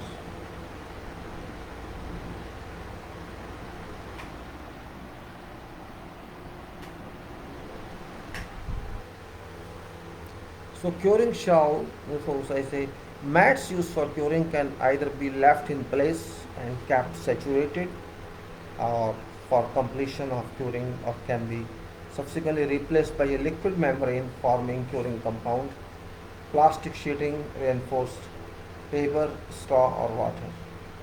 Now buildings, bridges and other structures. Additional curing shall be provided after removal of forms. Additional curing shall be provided after removal of forms.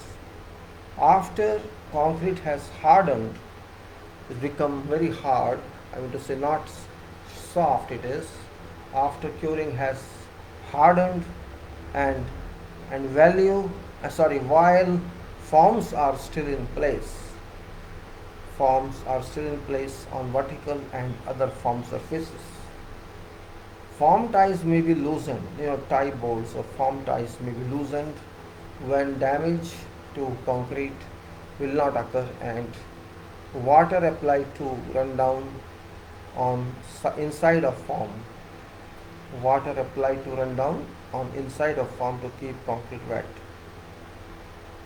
Care shall be taken to prevent thermal shock and cracks when using water that is significantly cooler than concrete surface.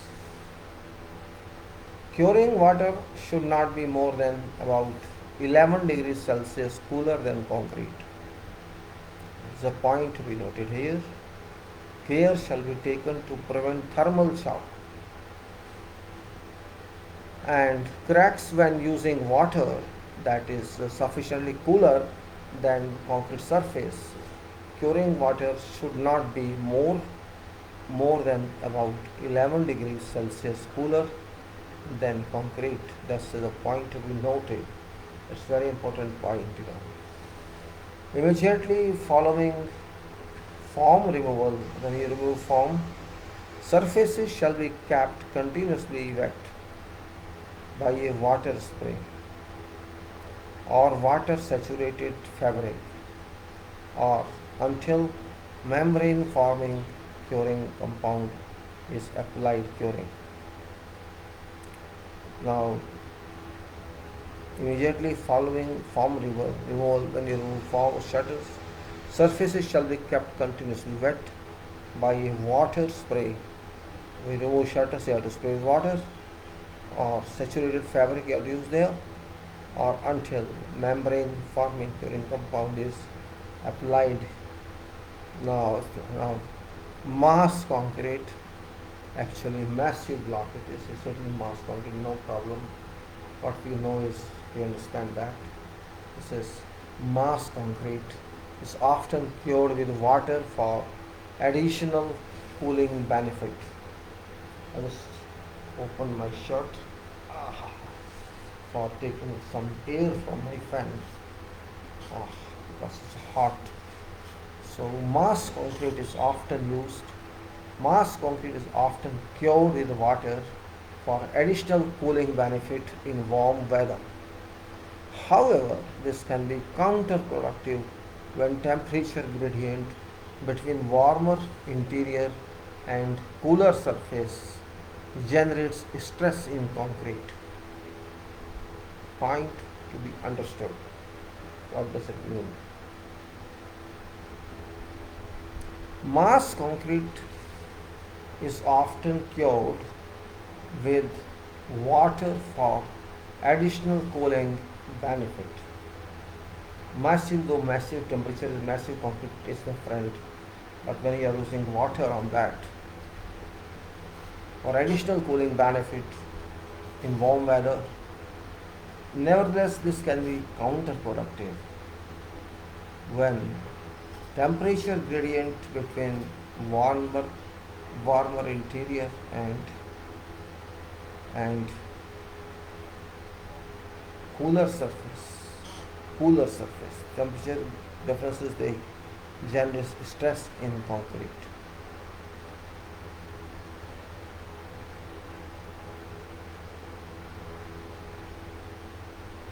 Horizontal or sloping uniform surfaces.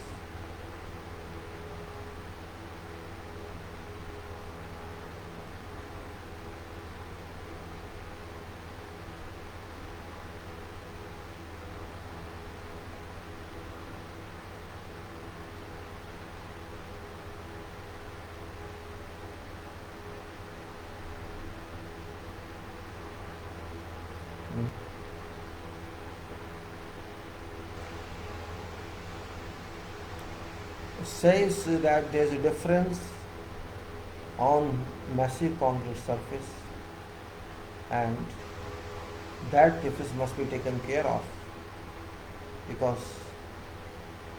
statement says mass concrete is often cured with water for additional cooling benefit in warm weather, but this can be counterproductive when a temperature gradient between warmer interior and cooler surface generates stress in concrete.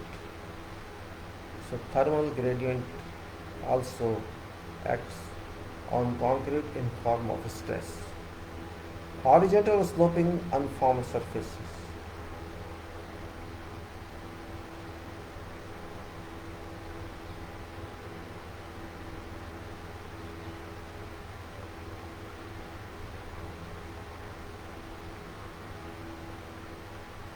Now, horizontal sloping unformed surfaces of mass concrete can be maintained continuously wet by water spraying, wet sand, or water saturated fabrics. This is sloping surfaces. Wet sand is said, water spraying is said, water saturated fabrics it says.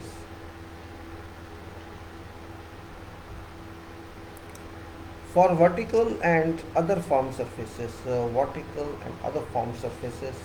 after concrete has hardened and forms are still in place, form ties may be loosened and water supplied to run down inside of form, water supplied to run down inside of form to keep concrete wet. The care shall be taken to prevent thermal shock, and cracks.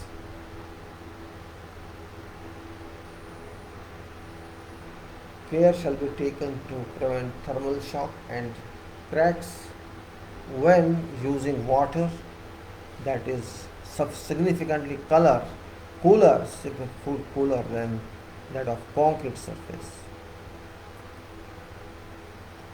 Means you have to take care, see that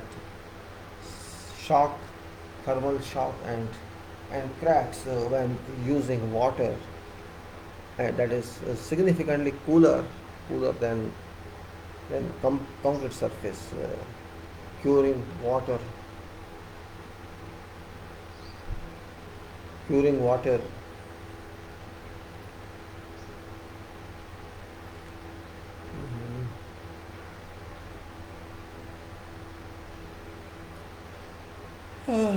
curing water should not be more than about 11 degrees Celsius, cooler than concrete.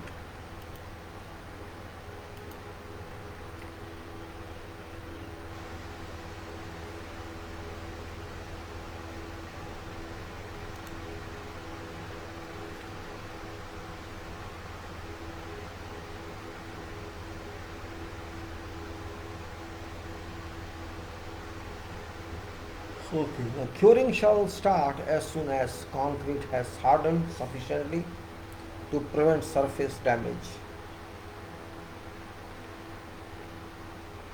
For unreinforced massive sections,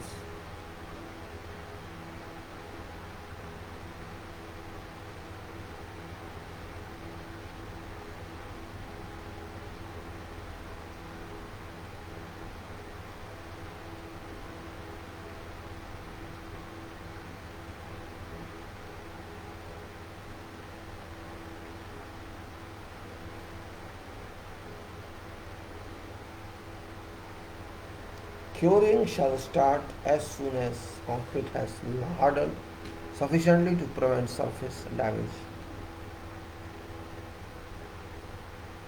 For unreinforced massive sections, there is no steel. For unreinforced massive section not containing round granulated blast furnaces, slag or pozzolas, curing shall be continued for not less than 2 weeks, where ground granulated blast furnace slag pozzola is included in concrete. Minimum time for curing shall be not less than 3 weeks. Which means 1 week more in case of GGBS is added.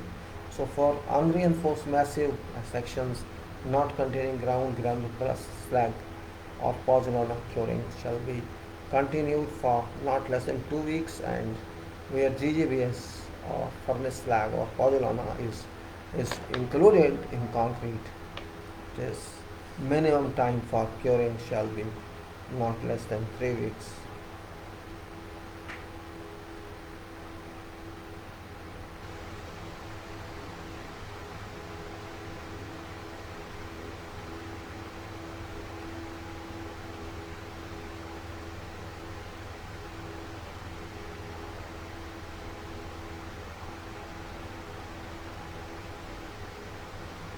Now we come to for reinforced mass concrete. Now it's for reinforced mass concrete. That was previously was unreinforced mass concrete. Reinforced mass concrete. Unreinforced means very small quantity, like a big one, but this is now we're talking structural concrete. Reinforced mass concrete curing shall be continuous for a minimum of 7 days or until 70% of specified compressive strength is obtained. If strength is key factor, key concrete performance criteria. For construction joints, curing shall be continued until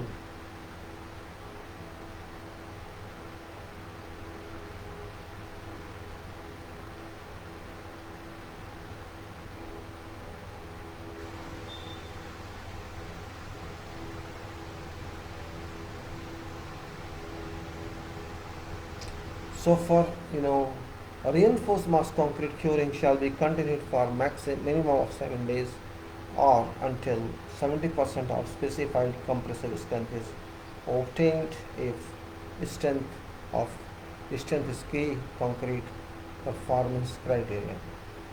For construction joints, for construction joints, for construction, alright.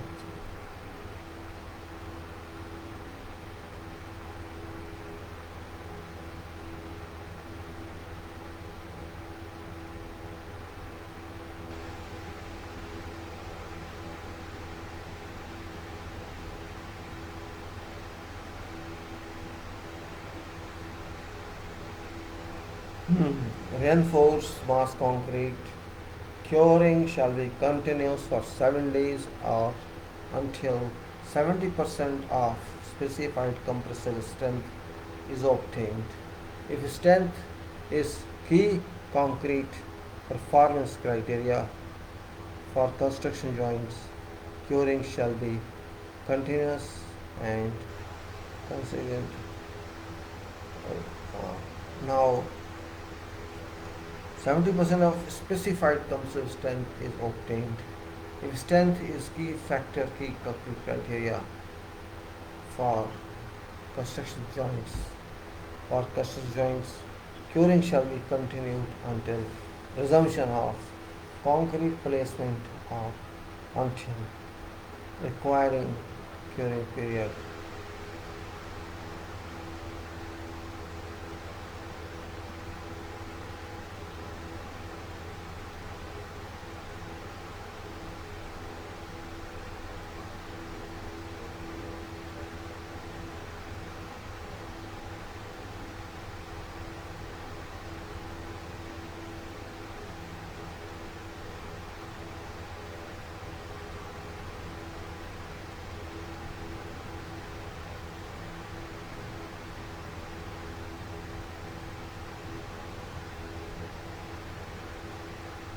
Then it is for mass concrete.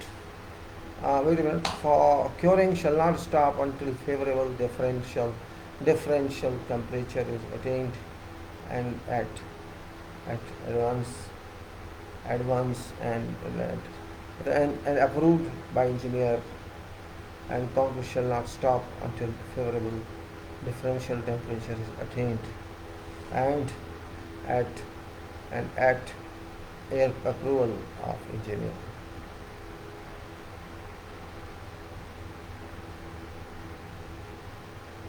Now, say during Shiraz stop, truck fuel differential temperatures arranged and approval of engineer.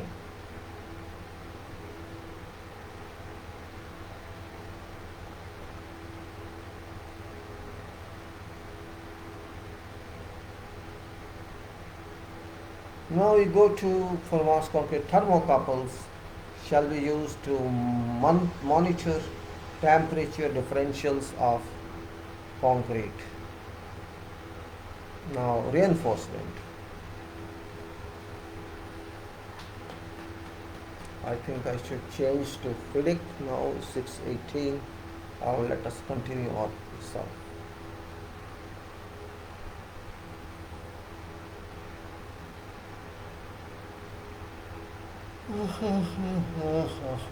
Why this is not working? What's problem with this? I don't know.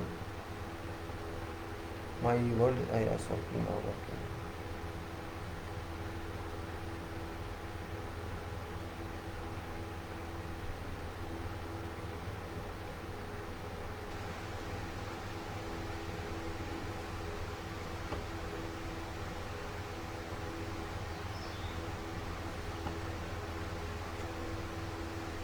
So it is reinforcement.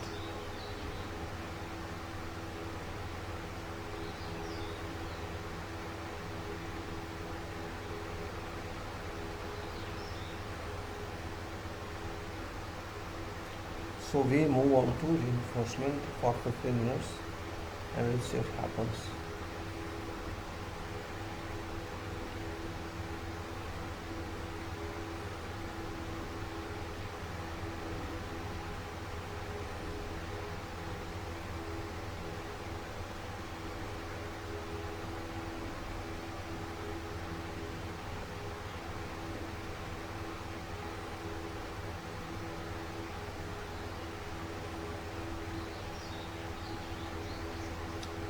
Okay, now which subject it is?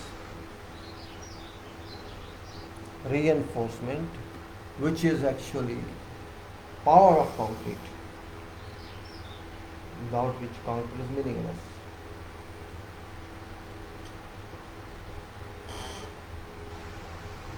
Power of concrete or value to concrete, because without that concrete is nothing.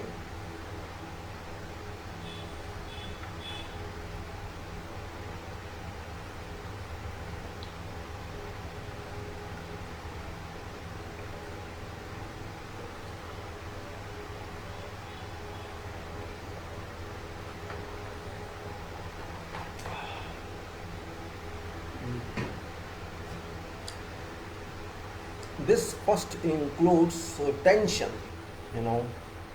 This part includes tension, compression, and temperature reinforcement state. Reinforcement state.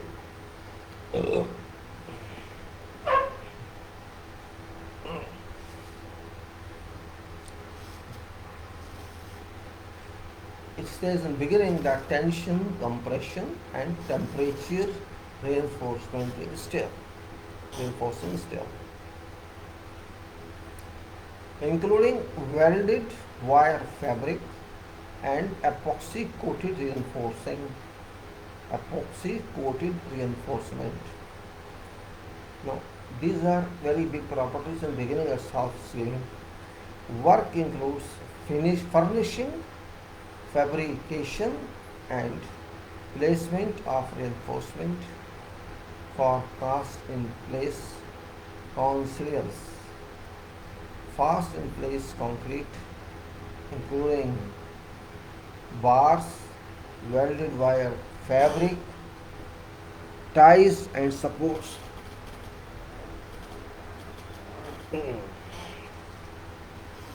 This is scope of this. The scope is given.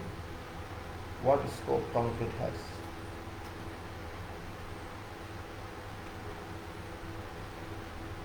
Did you understand? It says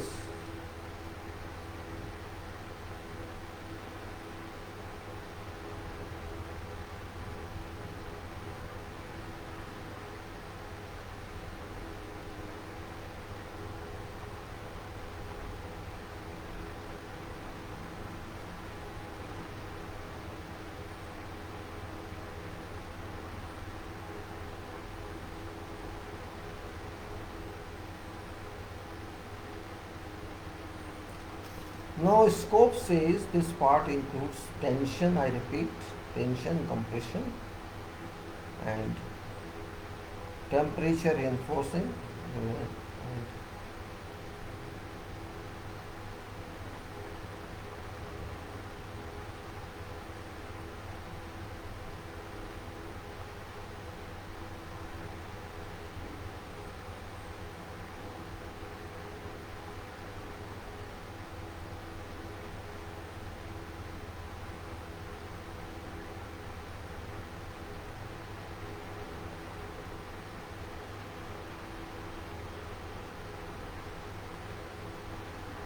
Alright, tension, compression, temperature reinforcing steel including welded wire fabric is very important, welding wire WWF we call it, and also call that fiber reinforcement.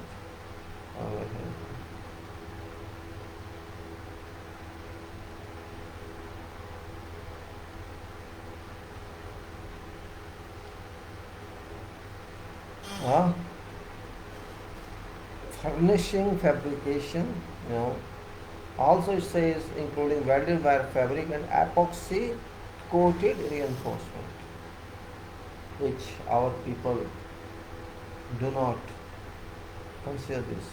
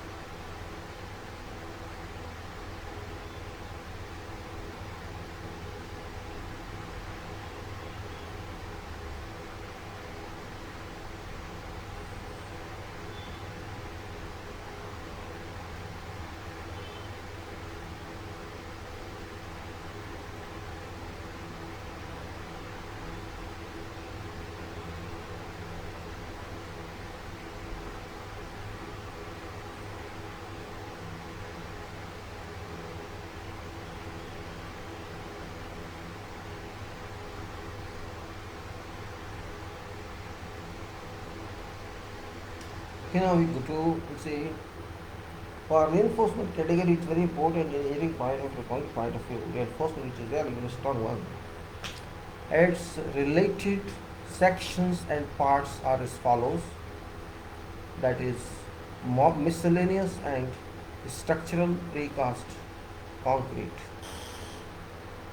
It is reinforcements now ASTM A416, ASTM A416, A416M. Standard specification for steel strand, uncoated 7 wires for pre-stressed concrete. Then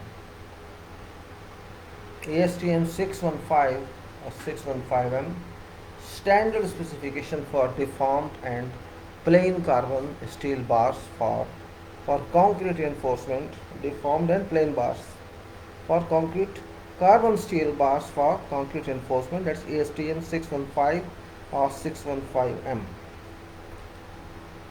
And then you can say ASTM A706 specification for low alloy steel deformed bars for concrete reinforcement. ASTM A881 or 881M, standard specification for steel wire deformed, stress relieved or lower relaxation for pre-stressed concrete railroad. Now ASTM A882M, standard specification for filled epoxy coated 7 wires pre-stressing steel strand. ASTM A955M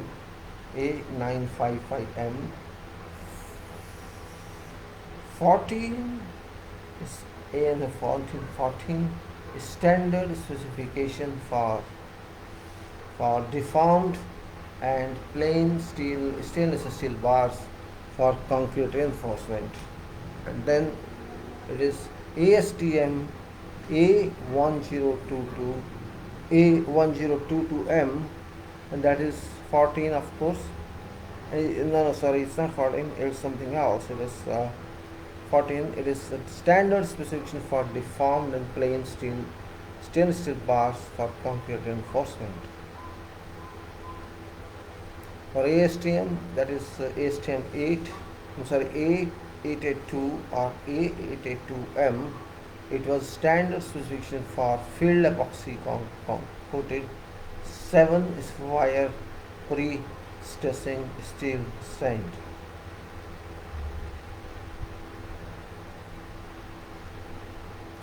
So this is now ASTM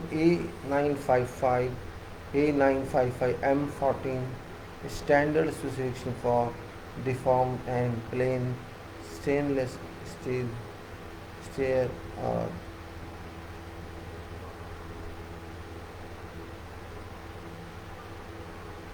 Now ASTM A1022/A1022M 14A, standard specification for deformed and plain stainless steel bars or wires and welded wire for concrete reinforcement.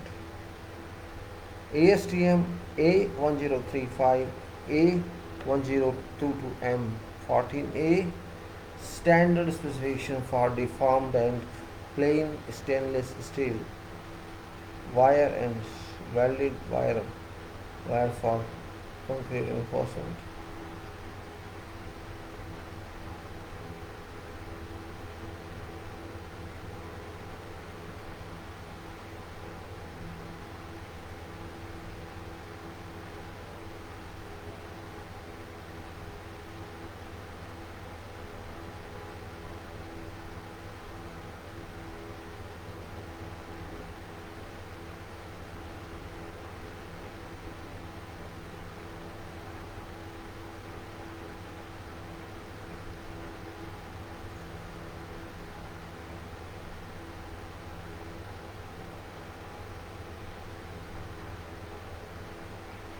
Alright, now we'll move on to 14A, standard specification for deformed and plain stainless steel wire and welded wire for concrete reinforcement, and ASTM A1035/A1035M, deformed and plain low carbon chromium steel bars for concrete reinforcement. And then there are BS codes, which are BS 449-2005, specification for carbon steel bars for reinforcement of concrete. Then it is BS 4482 2005 specification for cold reduced steel wire for reinforcement of concrete. And then BS 4483 2005 steel fabric for reinforcement of concrete. And BS 5896, that is specification for high tensile steel wire and stranded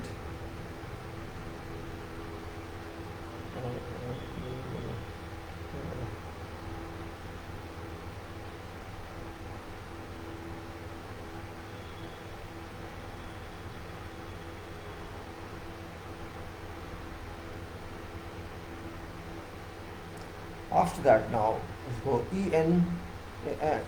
the one more BS 666 and BS 5896 and BS 5896 is specification for high tensile steel wire and strand for restressing of concrete. And this is 8666 specification for scheduling, dimensioning, bending and cutting of steel reinforcement for concrete. 8666. Previously it was, I think, 4446, so it's now 8666. In our European, this is EN 1011 welding reinforced recommendations for welding of metallic materials. EN 1992 1-1 Eurocode 2 design of concrete structures. Generally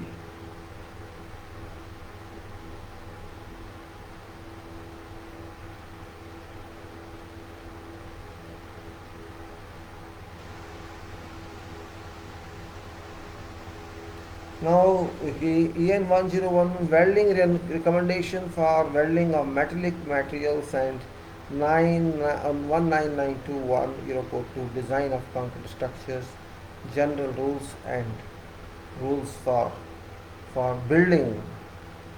Then ISO, this is International Standards Organization 14654 epoxy coated steel for reinforcement in concrete. Epoxy coated steel for reinforcement of concrete.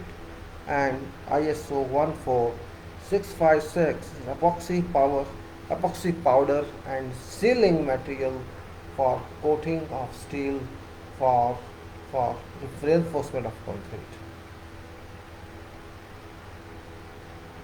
Now ISO 3766, this is construction drawings, simplified representation of concrete reinforcement. ISO 9000, this is quality management system, fundamentals and vocabulary. And QS, that is QS ISO 69351-1 2007, this is steel for reinforcement of concrete, part 1 plain bars. And QS ISO 69352 2007, steel for reinforcement of concrete 2. And that's then steel is QS ISO 69352 2007, steel for reinforcement of concrete part 2, ribbed bars. First was plain bar, this was ribbed bars.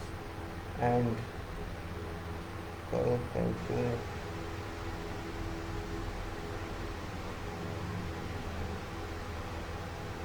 we go to now some metals, and some metals one is battery status. Let me see what's battery status.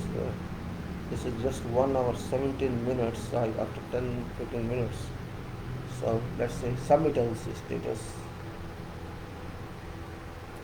Now product data including manufacturer's specifications and installation instructions for proprietary materials and reinforcement accessories shall be provided. That's some metals. Just so it's technical.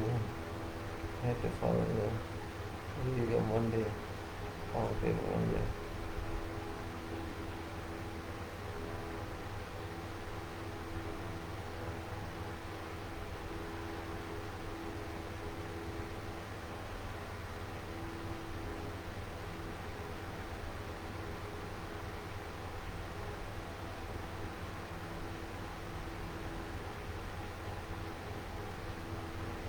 Now, submittals means the product data sheet data including manufacturer's specification and installation instructions for proprietary materials and reinforcement accessories shall be provided. Proprietary material is very important point.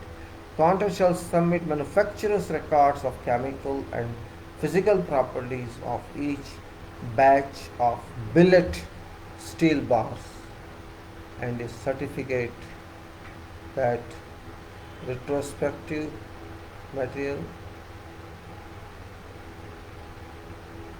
Contract shall submit manufacturer's record of cement, of chemical and physical properties of each batch of billet steel bars and a certificate that respective material furnished meets requirements for steel reinforcement specified. Steel reinforcement.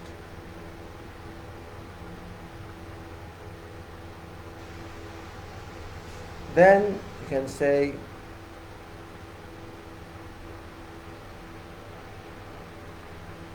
the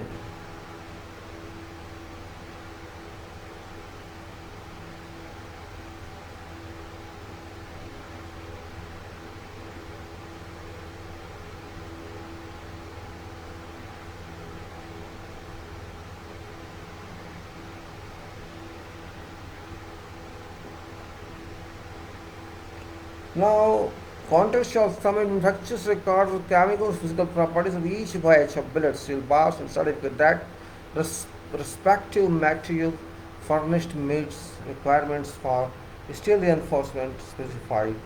Manufacturer's records shall include certificates of mill as well as analysis. More part.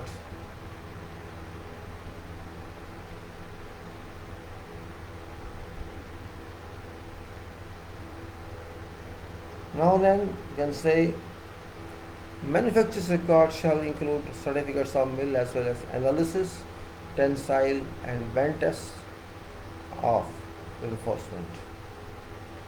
3 copies of steel test report.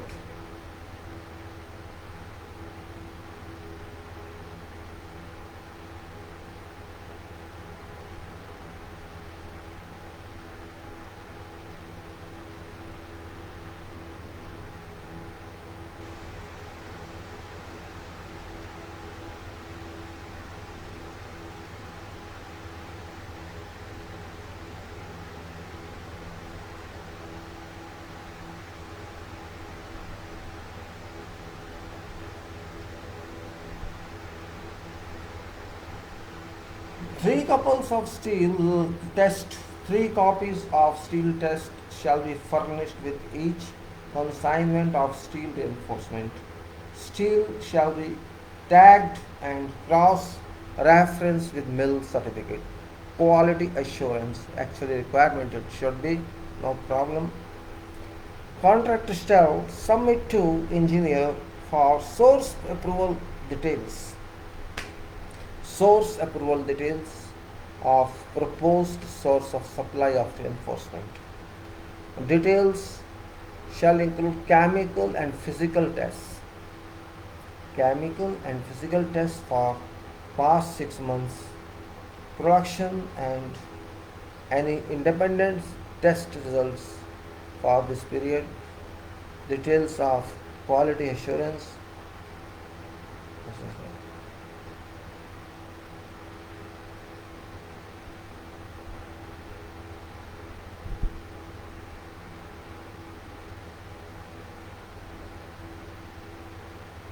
Now, quality assurance is the quality requirement is contractor shall submit to engineer for source approval details of proposed source of supply of reinforcement.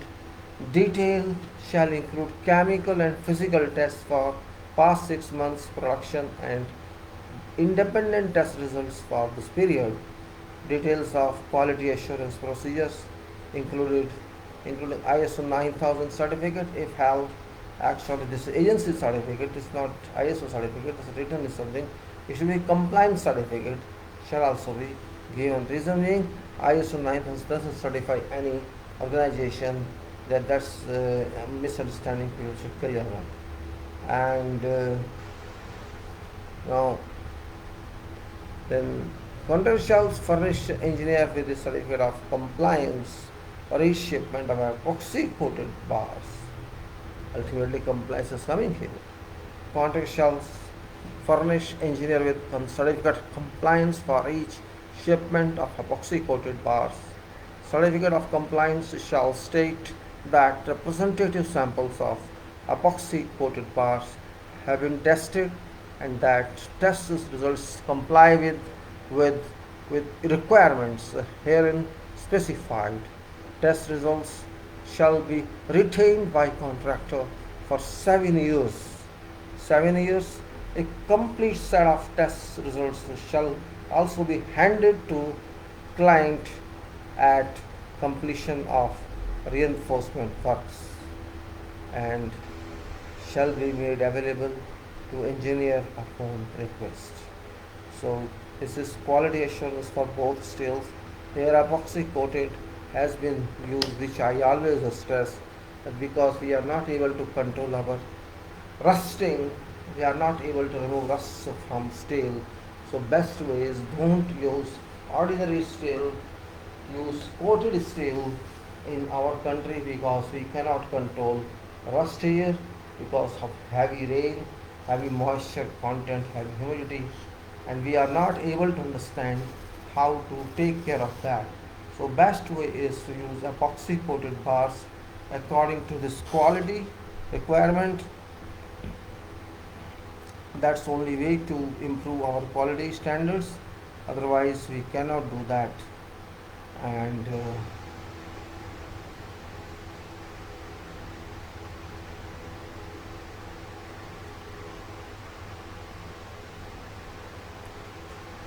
7 years period is given here for retention of those certificates.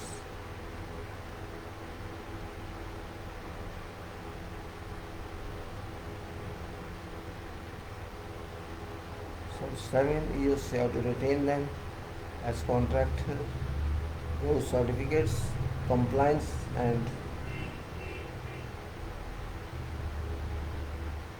complete set of test results shall also be handed to client at completion of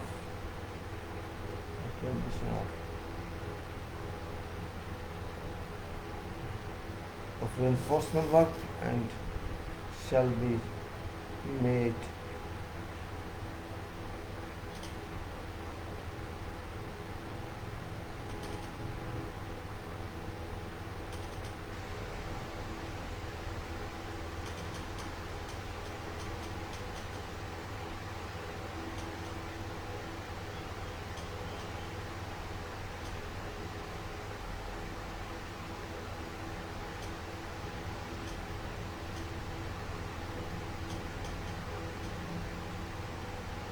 no delivery, you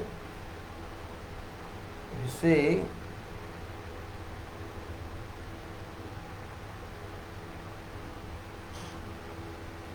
the complete set of results shall be handed to client. So okay, done it. Delivery, storage and handling, that's also important part. Let's go through this. Let me see if I can continue on to FIDIC. I don't know. Let me see. Delivery, storage and handling.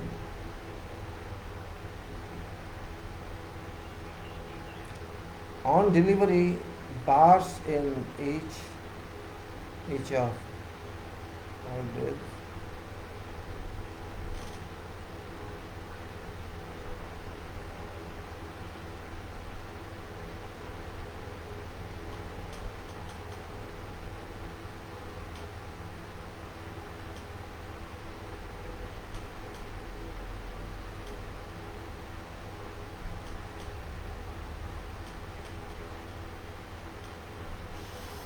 Delivery storage and handling is very important point.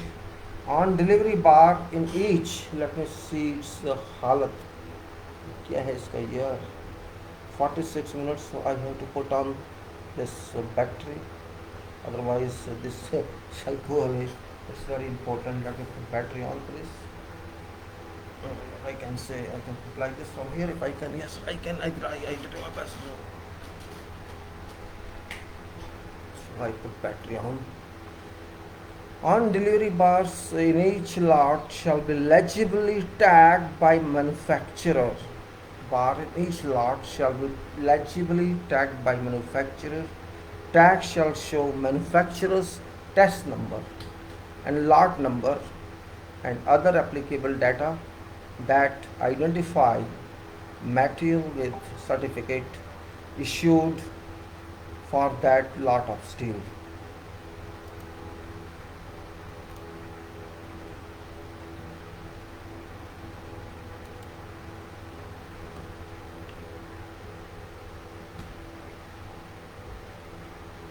Fabricator shall furnish 3 copies of a certificate which shows batch number or numbers from which each size of bar in shipment was fabricated.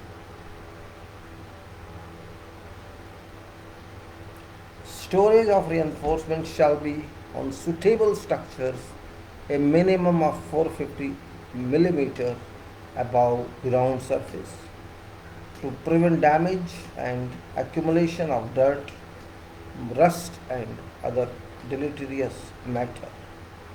Storage facility shall be such as to permit easy access for inspection and identification.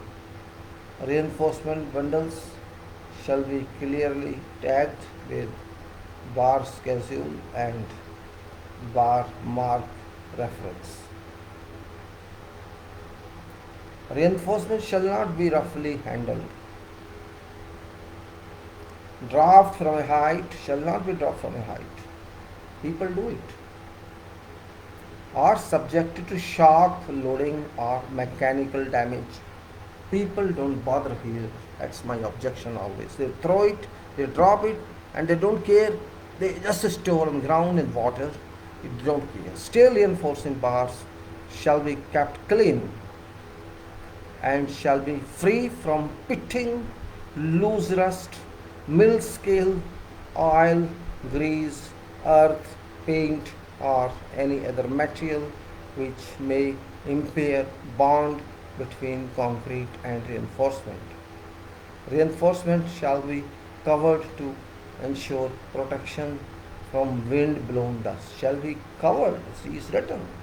Reinforcement shall be covered to ensure protection from wind blown dust, condensation, and other deleterious materials. But who reads in our country? No one reads. Reading of documents is against respect of people in this country. Particularly educated class is unable to read. So I repeat this provision. Reinforcement shall not be roughly handled. Reinforcement shall not be roughly handled. Draft from a height shall not be roughly handled, shall not be dropped from a height, or shall not be subject to shock loading, or shall not be subject to mechanical damage.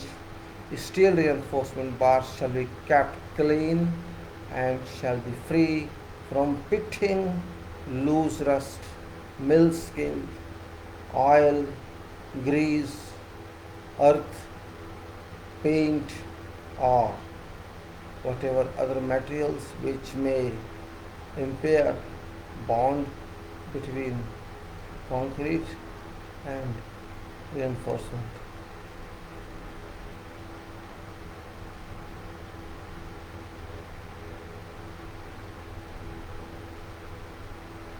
So says that steel reinforcement bar shall be kept clean and shall be free from pitting, loose rust, mill scale, oil, grease, earth, paint, or any other material which may impair bond between concrete and reinforcement.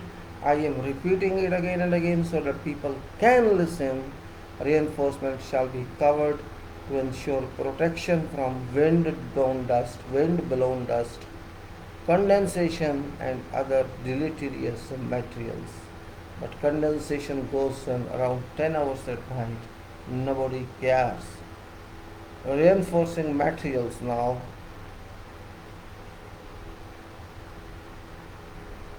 Reinforcing materials.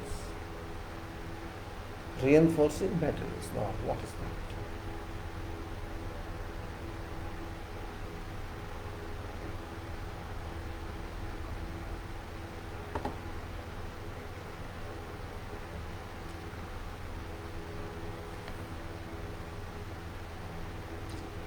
Reinforcement shall be from an acceptable source or approved source, you can say. All steel reinforcement bars shall comply with requirements of QS ISO 6935 with minimum grade of B500 MPa or BS449 with minimum grade of B500 MPa.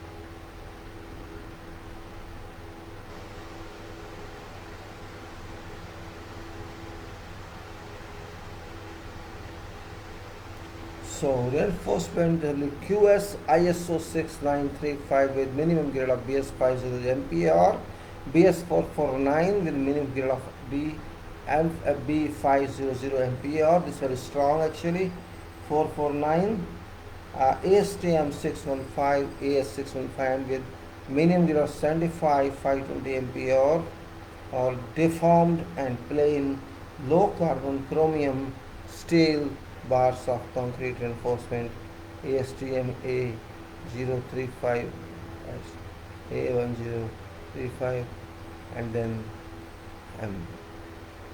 ASTM A1022 A1022M 14A as we said before, standard specification for deformed and plain stainless steel wire and welded wire for concrete reinforcement.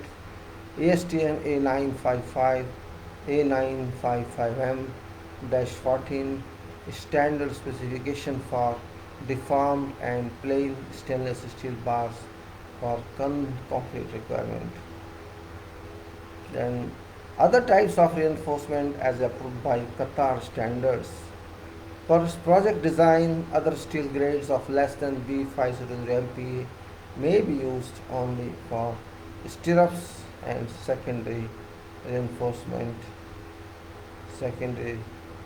of diameter of 10 mm or less.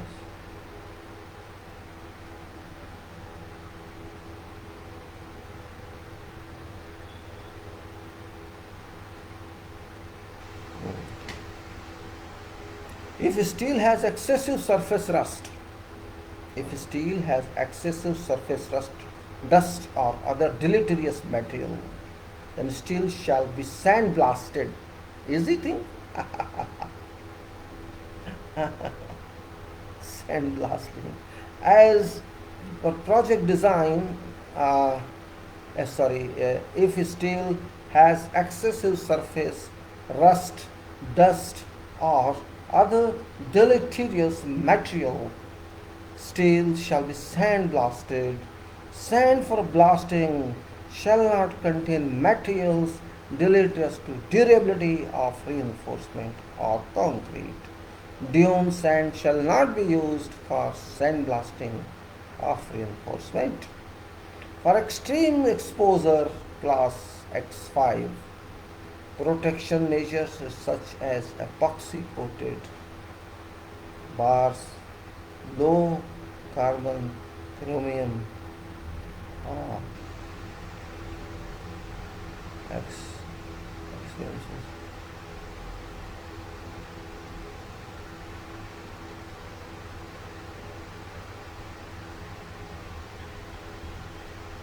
Okay, now we say sandblast. I'm laughing actually.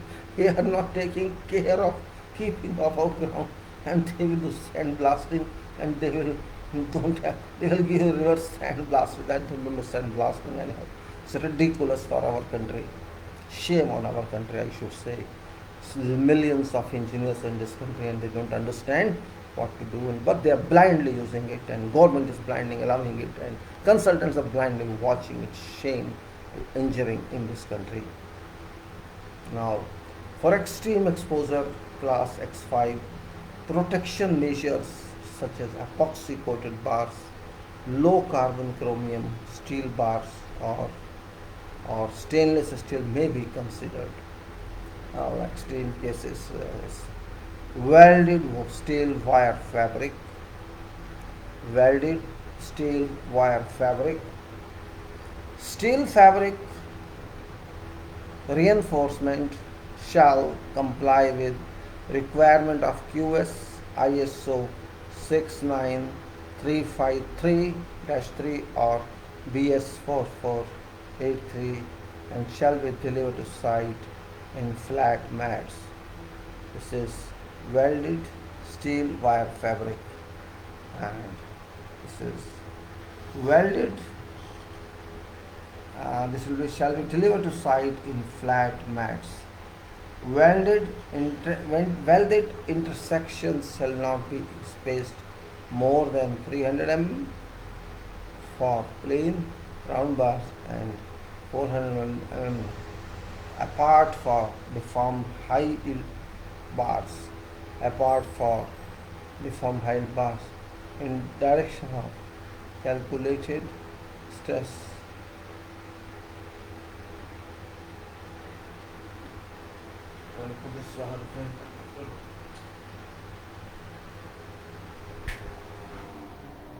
Now let us do the fan change. The steel fabric shall comply with this. Okay, fine. Now, welded intersections shall not be spaced more than 300 mm for plain round bars, and this is 400 mm apart for deformed high yield bars in direction of calculated stress except when used as straps. So 300 for plain bars and 400 mm maximum for deformed high bars. Now tie wire shall conform to requirements of BS 4482, that's 1.6 mm black annealed mild steel. 1.6 mm black annealed mild steel shall be used for tie wire. No wire smaller than size D4 shall be used. Inspection, sampling and testing. Well, I think I should start at 7 o'clock. I think I should take half an hour. I close it. Inspection, sampling and testing. And what else is there? Let me see. Sampling and then testing and cutting and bending. So it's long one. Okay, let me start. I close this one for today. This one, and I'll open other one. That is, I should move on to FIDIC now. FIDIC construction and this red book. This is very important now because FIDIC was left for 2 days and I don't miss that. So FIDIC is also important from my point of view and from your point of view. So this is now FIDIC. I'm going to talk to FIDIC 2017 red book.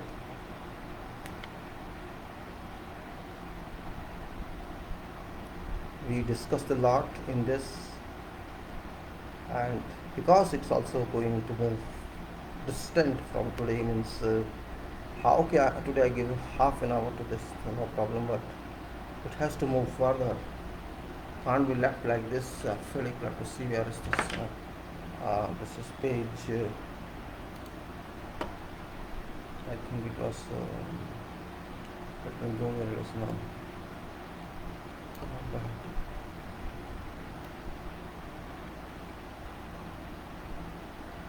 Page 182, notes not damage. Notes on preparation for tender document, and then it was as FIDIC QP. Okay, then we should say particular conditions part B of special provisions. So this are we doing.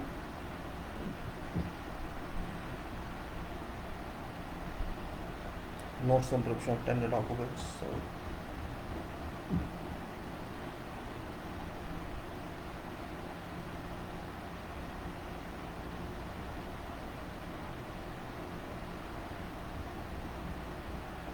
these conditions we had gone through, various contract data we were talking of last time. We had discussed about this fill up form on contract. Contract data we had discussed, and moving on. And there's a table giving the contract data as a subclass and data to be given and data what should be left, and particular conditions part A. Contract data introductory guidance notes. Let me just read this, and so that we had gone on this for refreshing.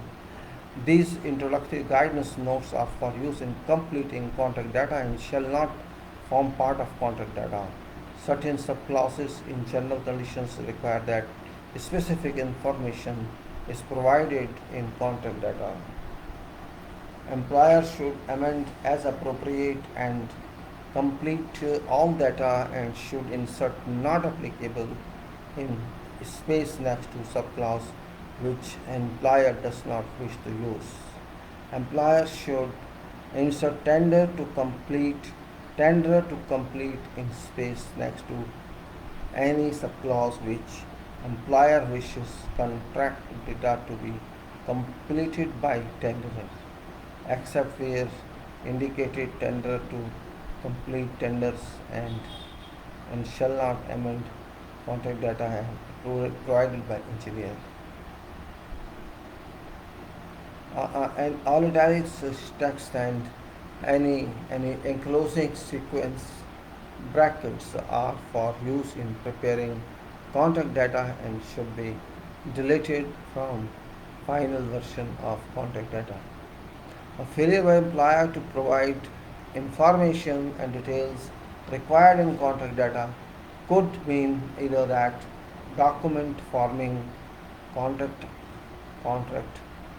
are incomplete with vital information missing, or that fall back provisions to be found in some of subclauses in general conditions will automatically take effect.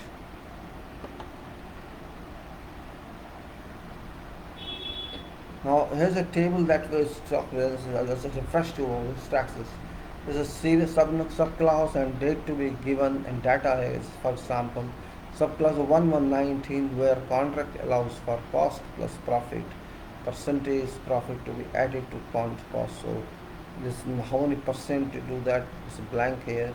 So this is like that. We can fill in 1127 defects notification period, and that should be how many days should we expect. Little arrow. And then, for example, 1133 employer's name and address, etc. All these data will say engineer's name is an address, employer's name is an address, time for completion, all these are given in this, which no one can accept. No one can accept. So all these tables are there. There are many pages on that. No need of filling. You can compare.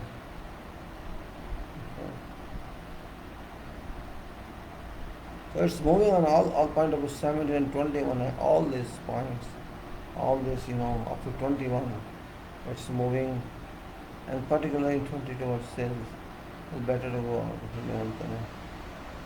Now what is saying with 21? It says that it's arbitration clause. This is dispute resolution, time for appointment of DAB blank, and DAB shall comprise so many members of blank, and list of proposed members of DAB proposes by engineer, and that way a list of proposed men of DAB and proposed by contractor.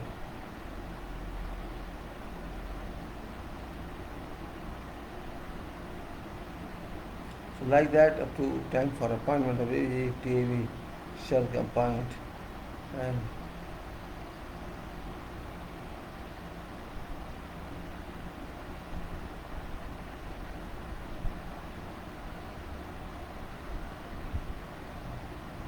Alright, now so proposed by contractor means list of proposed members of DAG and appointing entity option DAG.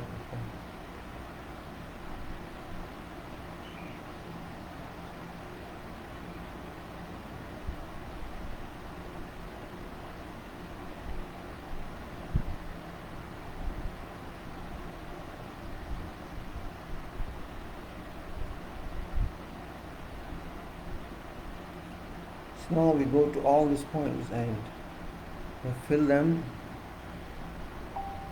Now, particular conditions part B, special provisions. We're talking about that.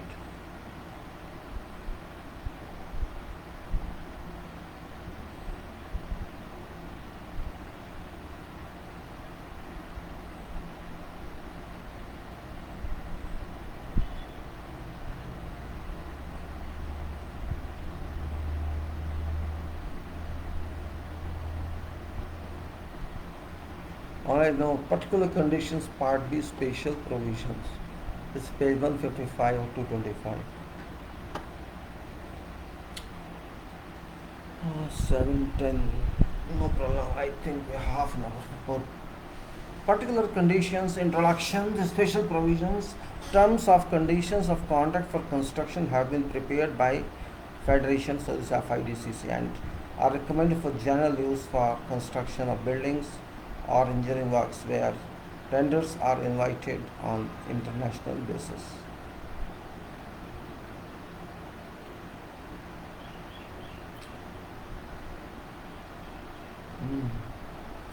Modifications to general conditions may well be required to account for local legal requirements, particularly if they have to be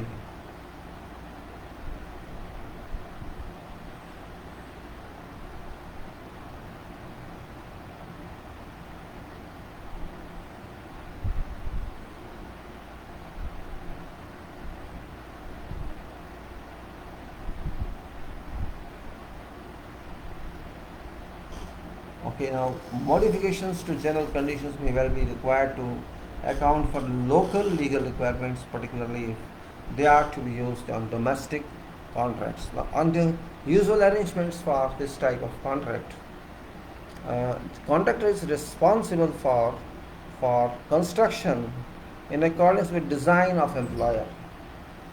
We just put on this is FIDIC we are doing.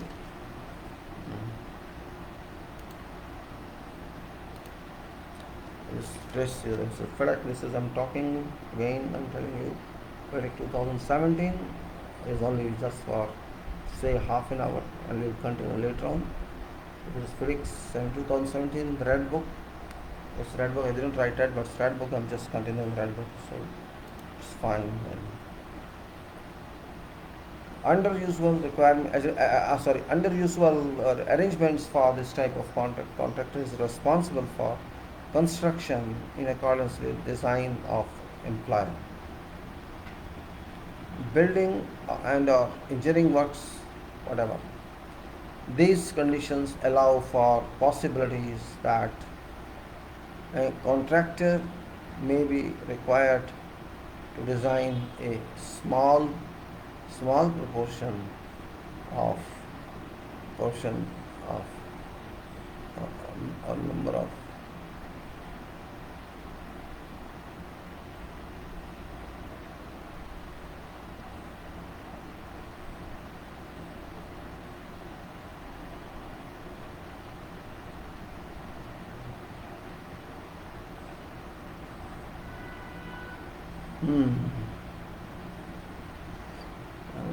getting lazy too, I think. I understand it.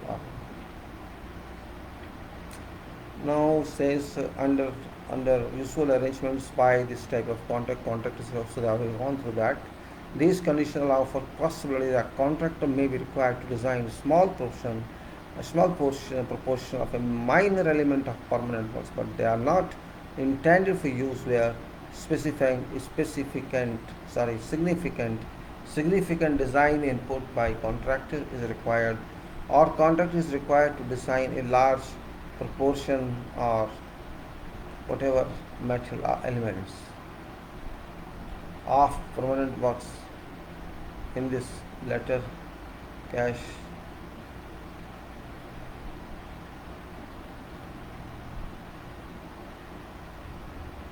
then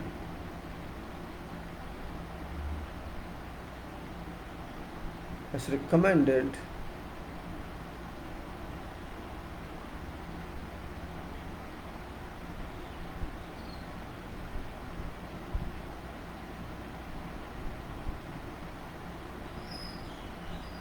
now code is required for code is required to design large proportion or any major elements of preliminary works. In this later case, it's recommended that employer considers using FIDIC conditions of contract for plant and design, build, second edition 2017, or alternatively, and if suitable, for circumstances of you know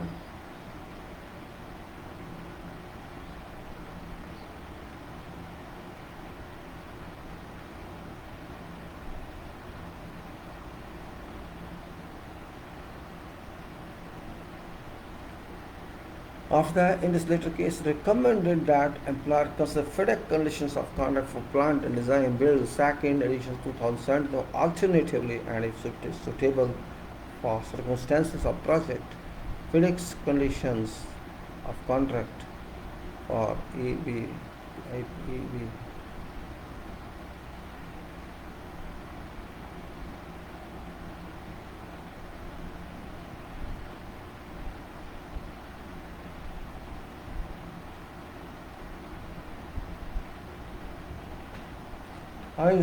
Guidance hereafter is intended to assist drafters of special provisions, particular conditions Part B, by giving options for various subclauses where appropriate.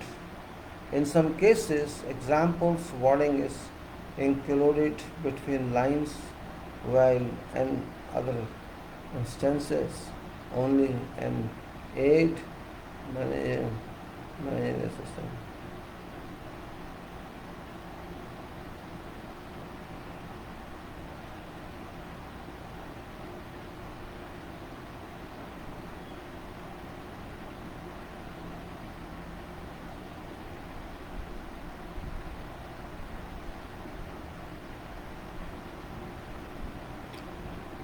So let us say, in some cases, examples wording is indicated between lines, while in other instances only an aid memorial is given. So let us see what is that. FIDIC says, let me see what's happening to my disorder. Now, FIDIC strongly recommends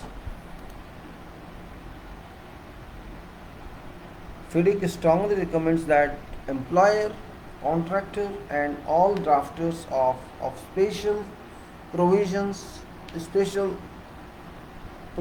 take all due regard of 5 FIDIC golden principles. You know, golden principles are there. We repeat that. What golden is just amended something. Some thoughts are there that should not interfere with each other. It says FIDIC strongly recommends that employer, contractor,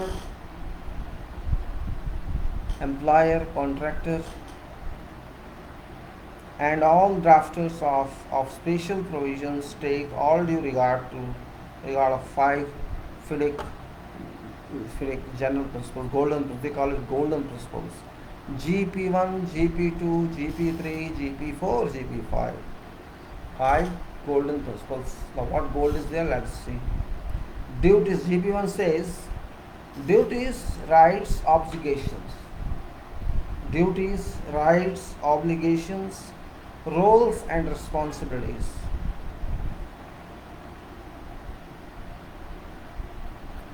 Duties, rights, obligations, roles and responsibilities of all contract participants must be generally as implied in general conditions and appropriate to requirements of project. So this is number one goal of this rules. And whatever is duty, roles defined, duty, rights, obligations, roles and responsibilities defined in relevant sections.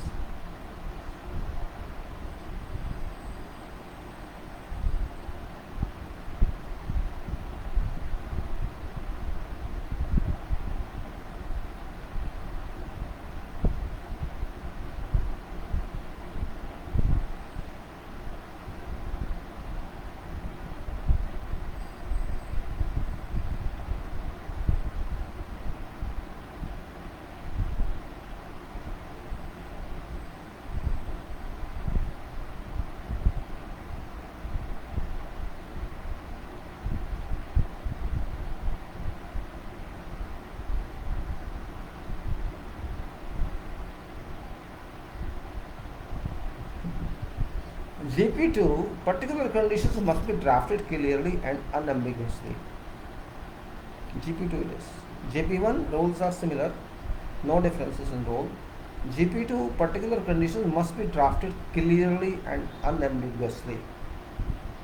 Clearly and unambiguously, this is a very important point, and unambiguously. There should be no ambiguity. It should be clear, it should be certain, it should be applicable, it should be confusion free. That's what it says. Particular condition must be very clear and without having any ambiguity. GP3.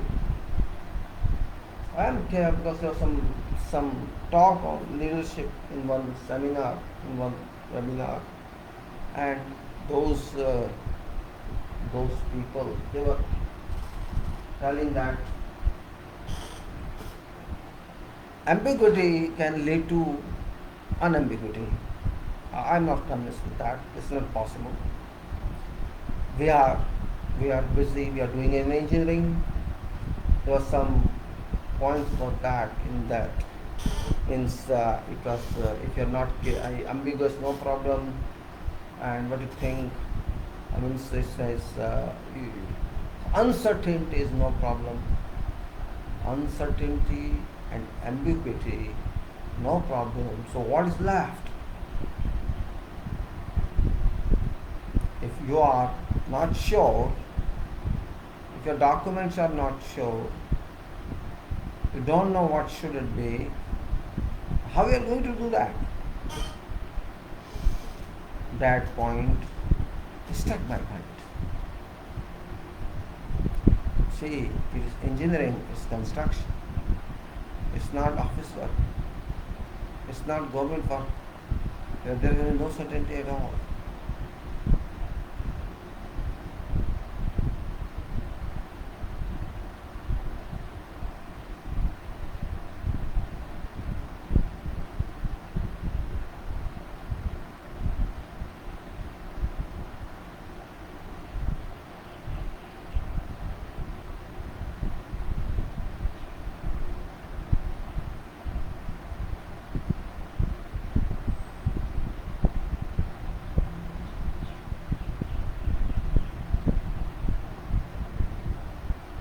Alright, GP3. 2 we have covered very well. One of the GP1 says all roles, all obligations, all rights, all duties, all responsibility as given in general conditions. So that's no problem. GP2 says clear and unambiguous. It's clear. GP3. Particular conditions must not change balance of risk, reward allocation provided for in general condition. Got it? Particular condition must not change risk, must not change balance of risk.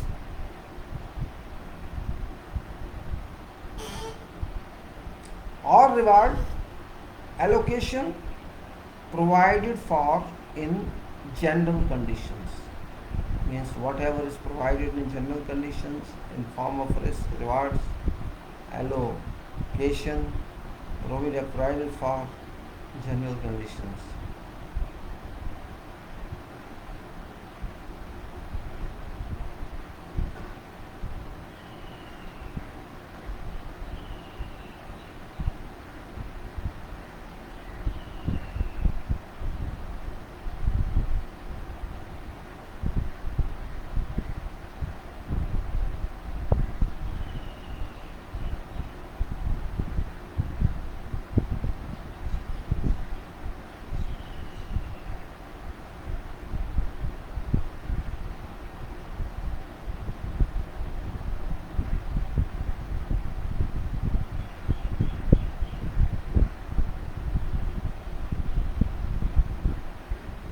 So, particular condition must not change balance of risk reward allocation provided for general. It's a very important point that I am trying to tell again and again.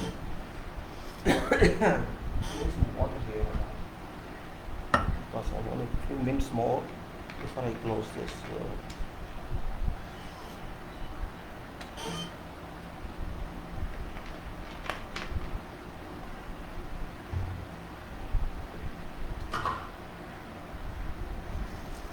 Then it says all time periods specified in contract for general or contract for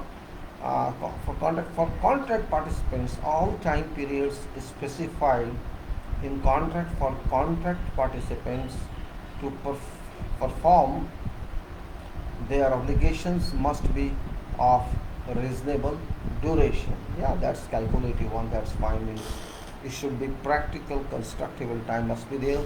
It should not be haphazard. It should not be that you do a job that can be done in 10 days, should be done in 1 day. That's not practically possible. That's what says. Means all time periods specified in contract. Whatever contract says, all time periods specified in contract for contract performance or contract participants to perform the obligations must be of reasonable duration. Now 5 is then golden principle 5 is all formal disputes must be referred to dispute avoidance or dispute adjudication board. So for a dispute adjudication board, if applicable, for a provisionally binding decision as a condition precedent to arbitration. So this is what says. This FIDIC golden principles are described and explained in publication of FIDIC's golden leaves, and this is one of you who wants to read that. Now, are limited to those, and necessary to ensure that modifications of general conditions are limited to those necessary for particular features of site, and is whatever change they are making general conditions that is suitable for site. Means it's not simply because you want to change and say is necessary for particular features of site and project and necessary to comply with applicable law. Do not change essential feature, essential fair and balanced character of FIDIC contract, and contract remains recognizable as a FIDIC contract. Means says do not change essential fair and balanced character of FIDIC contract, and contract remains recognizable as FIDIC contract. Now, before incorporating any names or change subclasses, wordings must be carefully checked to ensure that it's wholly suitable for particular circumstances. Unless it is considered suitable, example wording should be amended before use. When amendments or additions are made, when certain amendments or additions are made to general conditions, great care must be taken to ensure that wording does not unintentionally alter meaning of other clauses. Means where certain amendments or additions are made to general conditions, great care must be taken to ensure that wording does not unintentionally alter meaning of other clauses in conditions of contract, does not inadvertently change obligations assigned to parties, or balance of risks shared between them, and or does not create any ambiguity or misunderstanding in rest of contract documents. Each time period stated in general conditions, each time period stated in general conditions is what FIDIC believes is reasonable, realistic and achievable in context of obligations to which it refers, and reflects appropriate balance between interests of party required to perform obligation and interests of other party whose rights are dependent on performance of that obligation. If consideration is given to changing such stated time period in special provisions, particular condition part B, care should be taken to ensure that amended time period remains reasonable, reasonable, realistic and achievable in particular circumstances. I read this para, it's very important. I read this para again. Each time period stated in general conditions is what FIDIC believes is reasonable, realistic and achievable in context of obligation to which it refers.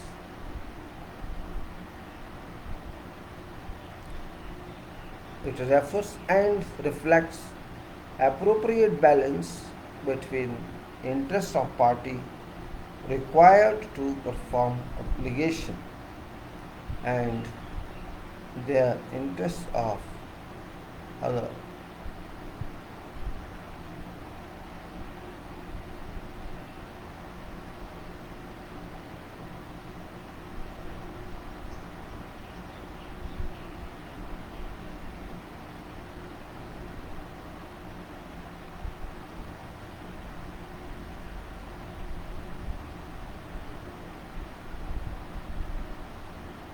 So one says, let's again means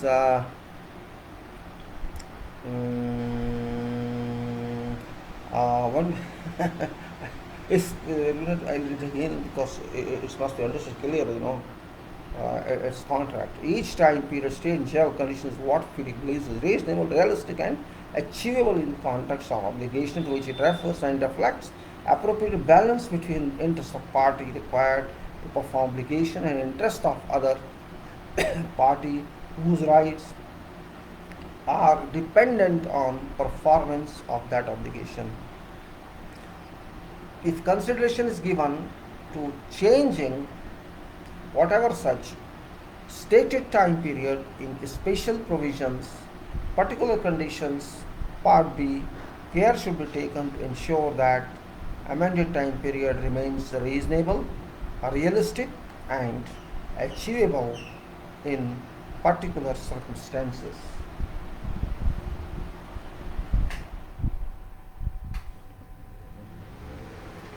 There are a number of subclauses in general conditions which require data be provided by employer and contractor both and inserted into contract data particular conditions part A. However, there are no subclauses in general conditions which require data or information to be included in special provisions particular conditions part B. Provisions found in contract documents under special provisions particular conditions part B indicate that general conditions have been amended or supplemented. In describing conditions of contract in tender documents, In describing conditions of contract in tender documents, following text can be used. What's that? We say in describing conditions of contract in tender documents, following context can be used. Conditions of contract. Conditions of contracts comprise general condition, general conditions which form part of conditions of contract for construction, second edition 2017, published by Federation International. This generation conditions, FIDIC.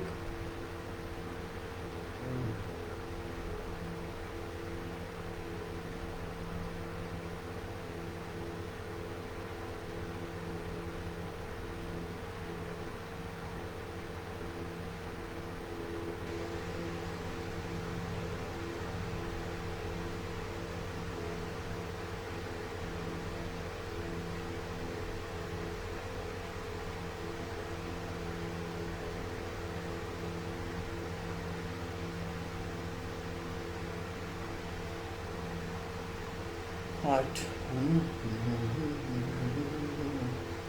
So, conditions of contract by general conditions which form part of conditions of contract for construction. Second is 17, published by Federation International Des Indigenous Councils, the FIDIC, contract data, particular conditions, Part A, and following the special provisions, particular conditions, Part B, which include amended and additions to such general conditions. Provisions of special powers, particular conditions, provisions of special power, particular condition, Part B will always overrule provisions of special provisions, the particular conditions, Part B shall always overrule and supersede equivalent provisions in general conditions. And it is important that changes are easily identifiable by using same clauses, numbers, and titles as appear in general conditions.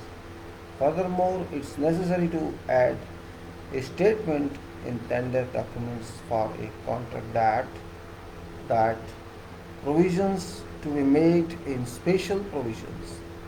The provisions to be made in special provisions, particular conditions of Part B take precedence over equivalent provisions found under same subclause numbers in general conditions.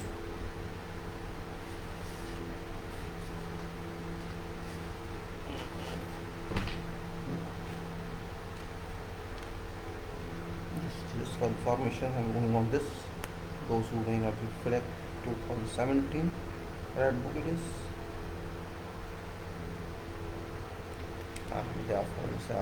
No.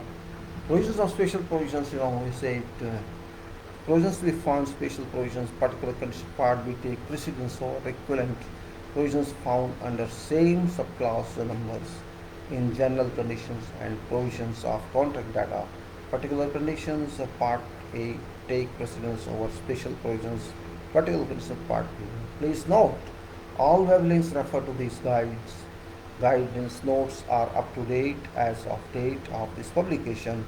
It's recommended that users of these guidance notes check online at time that they wish to refer relevant documents for most up-to-date version of documents.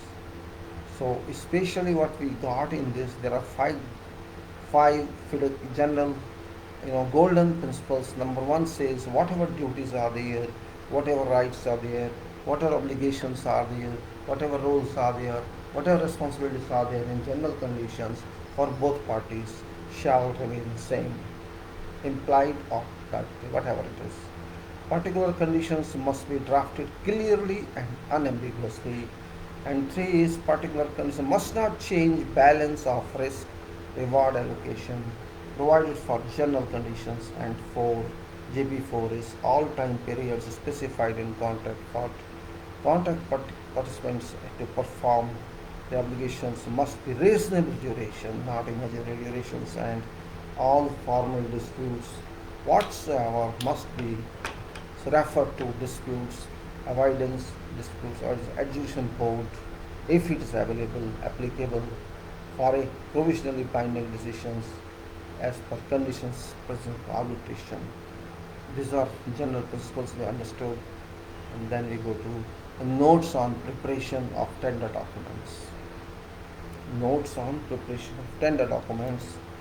Uh, okay, I have 10 minutes more, I think. That's no problem. Right.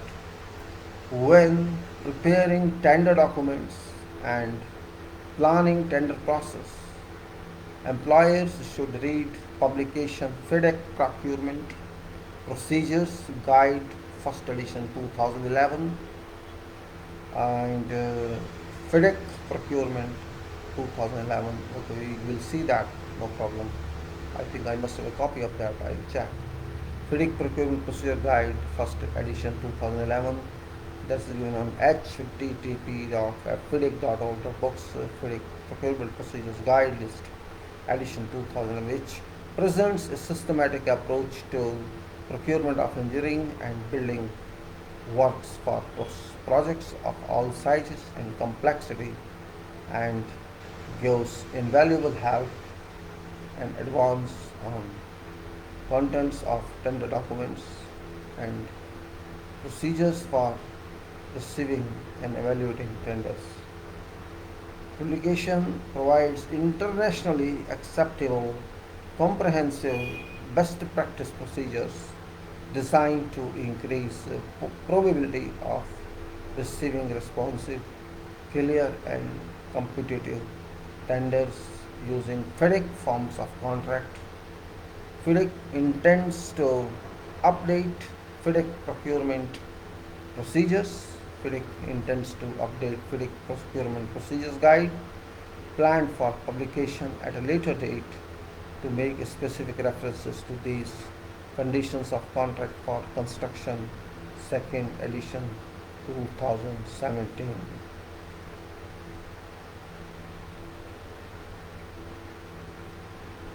Now, tender documents should be prepared by suitably qualified engineers. That's the point.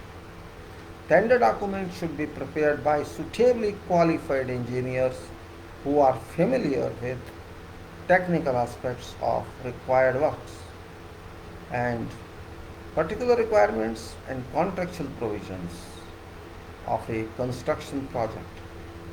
Furthermore, a review by a suitably qualified lawyer is advisable, it's not necessary. Now, tender document issued to tenders should normally include following. Let's see what it says. Letter of invitation to tender.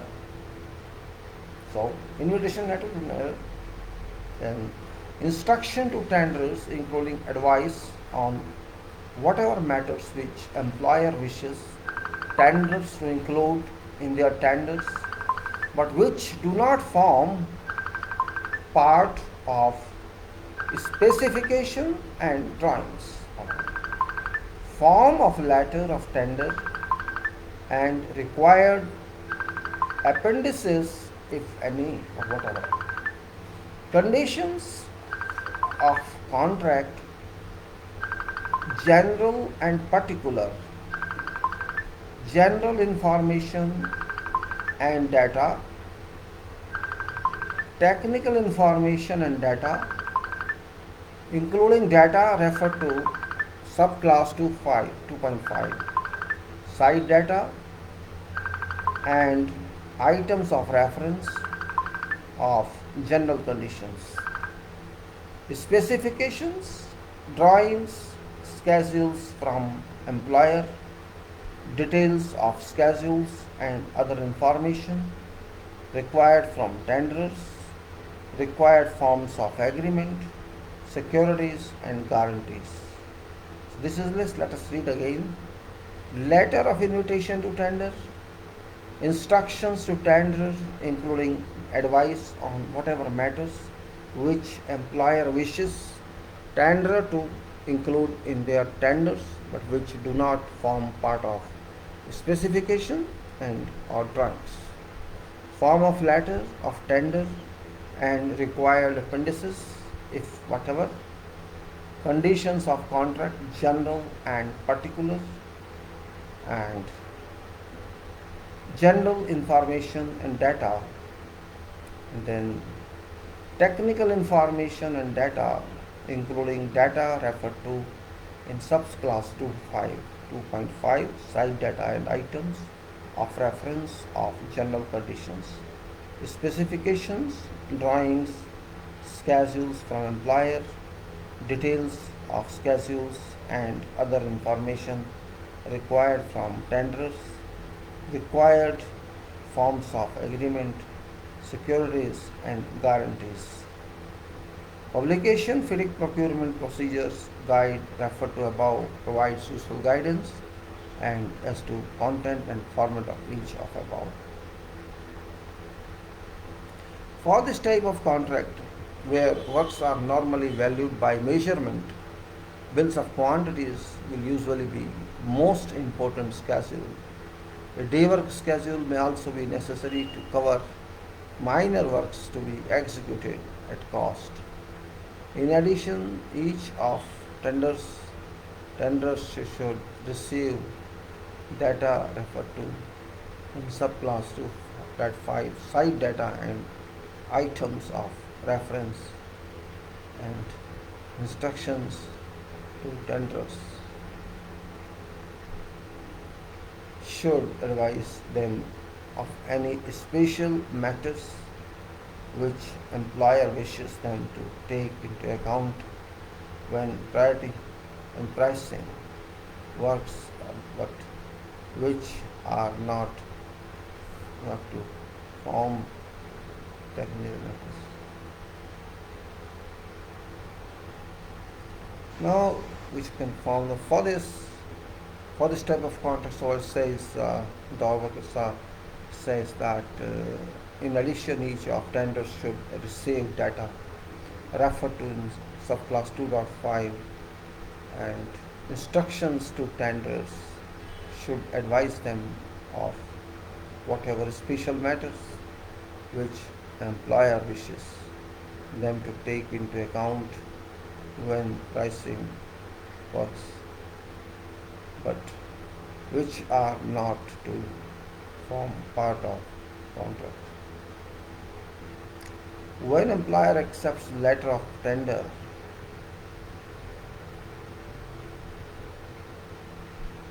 contract which then comes into full force.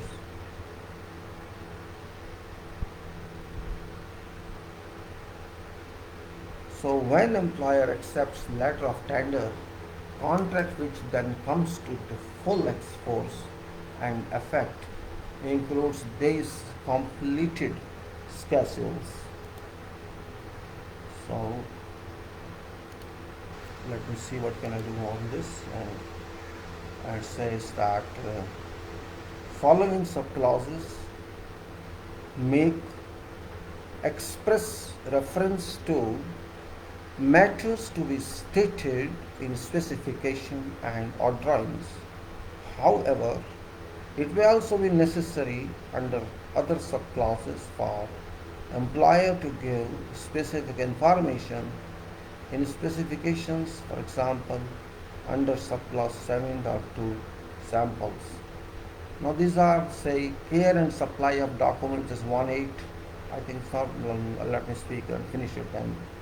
1.8 care and supply of documents, 1.13 compliance with laws, 2.1 right of access to site, 2.5 site data and items of reference, 2.6 employer supplied materials and employers equipment, 4.1 contractors general obligations, 4.4 contractors documents, 4.5 training, 4.6 cooperation, 4.8 health and safety and obligations, 4.9 quality management and compliance verification system, 4.16 is transport of goods, and 4.18 protection of environment, and 4.19 terminal utilities, 420 that is progress reports, 5.2 is nominal subcontractor,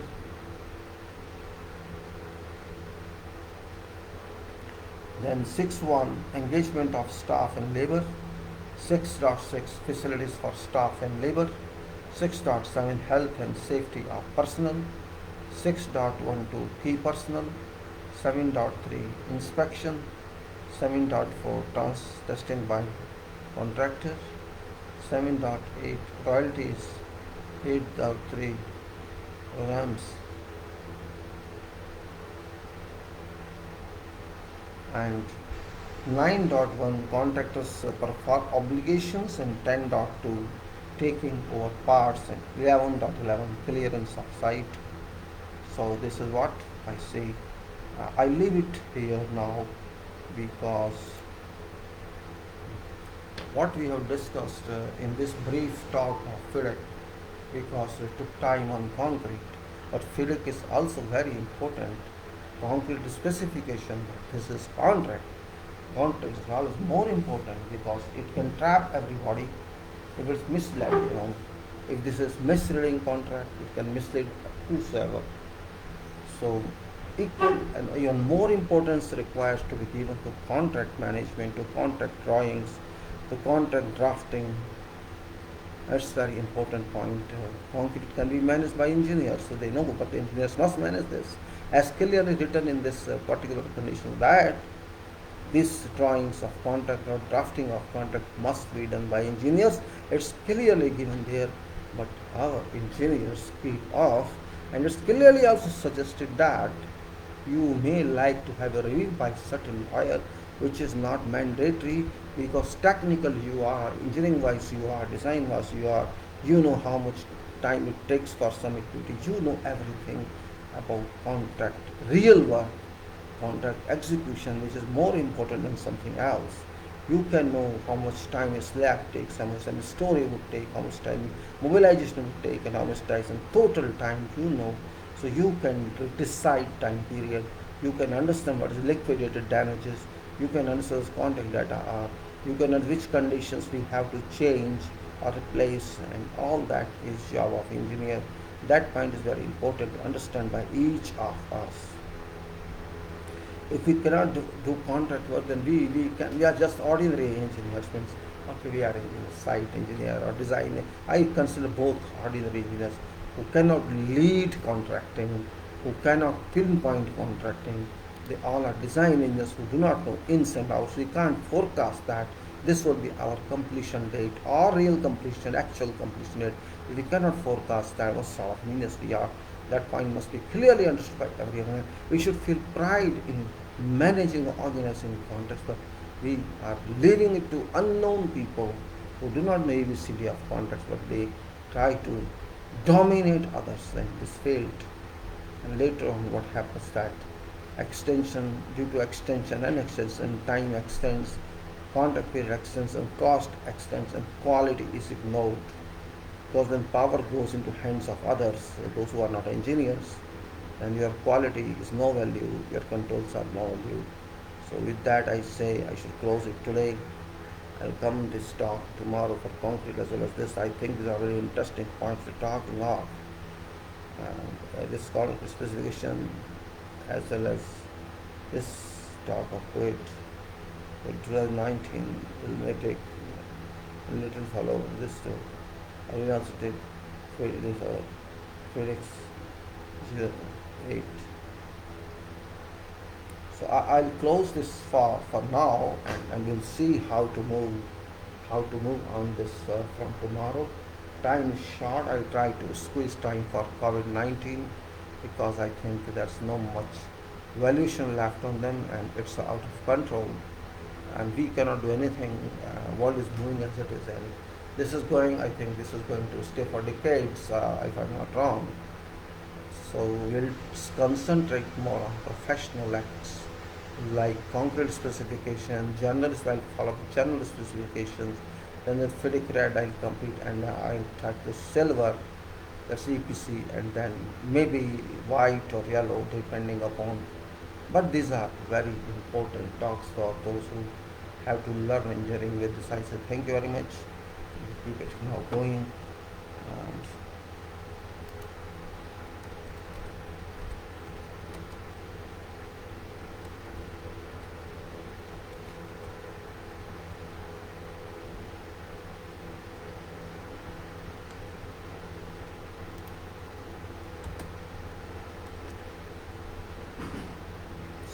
So I'll keep it close to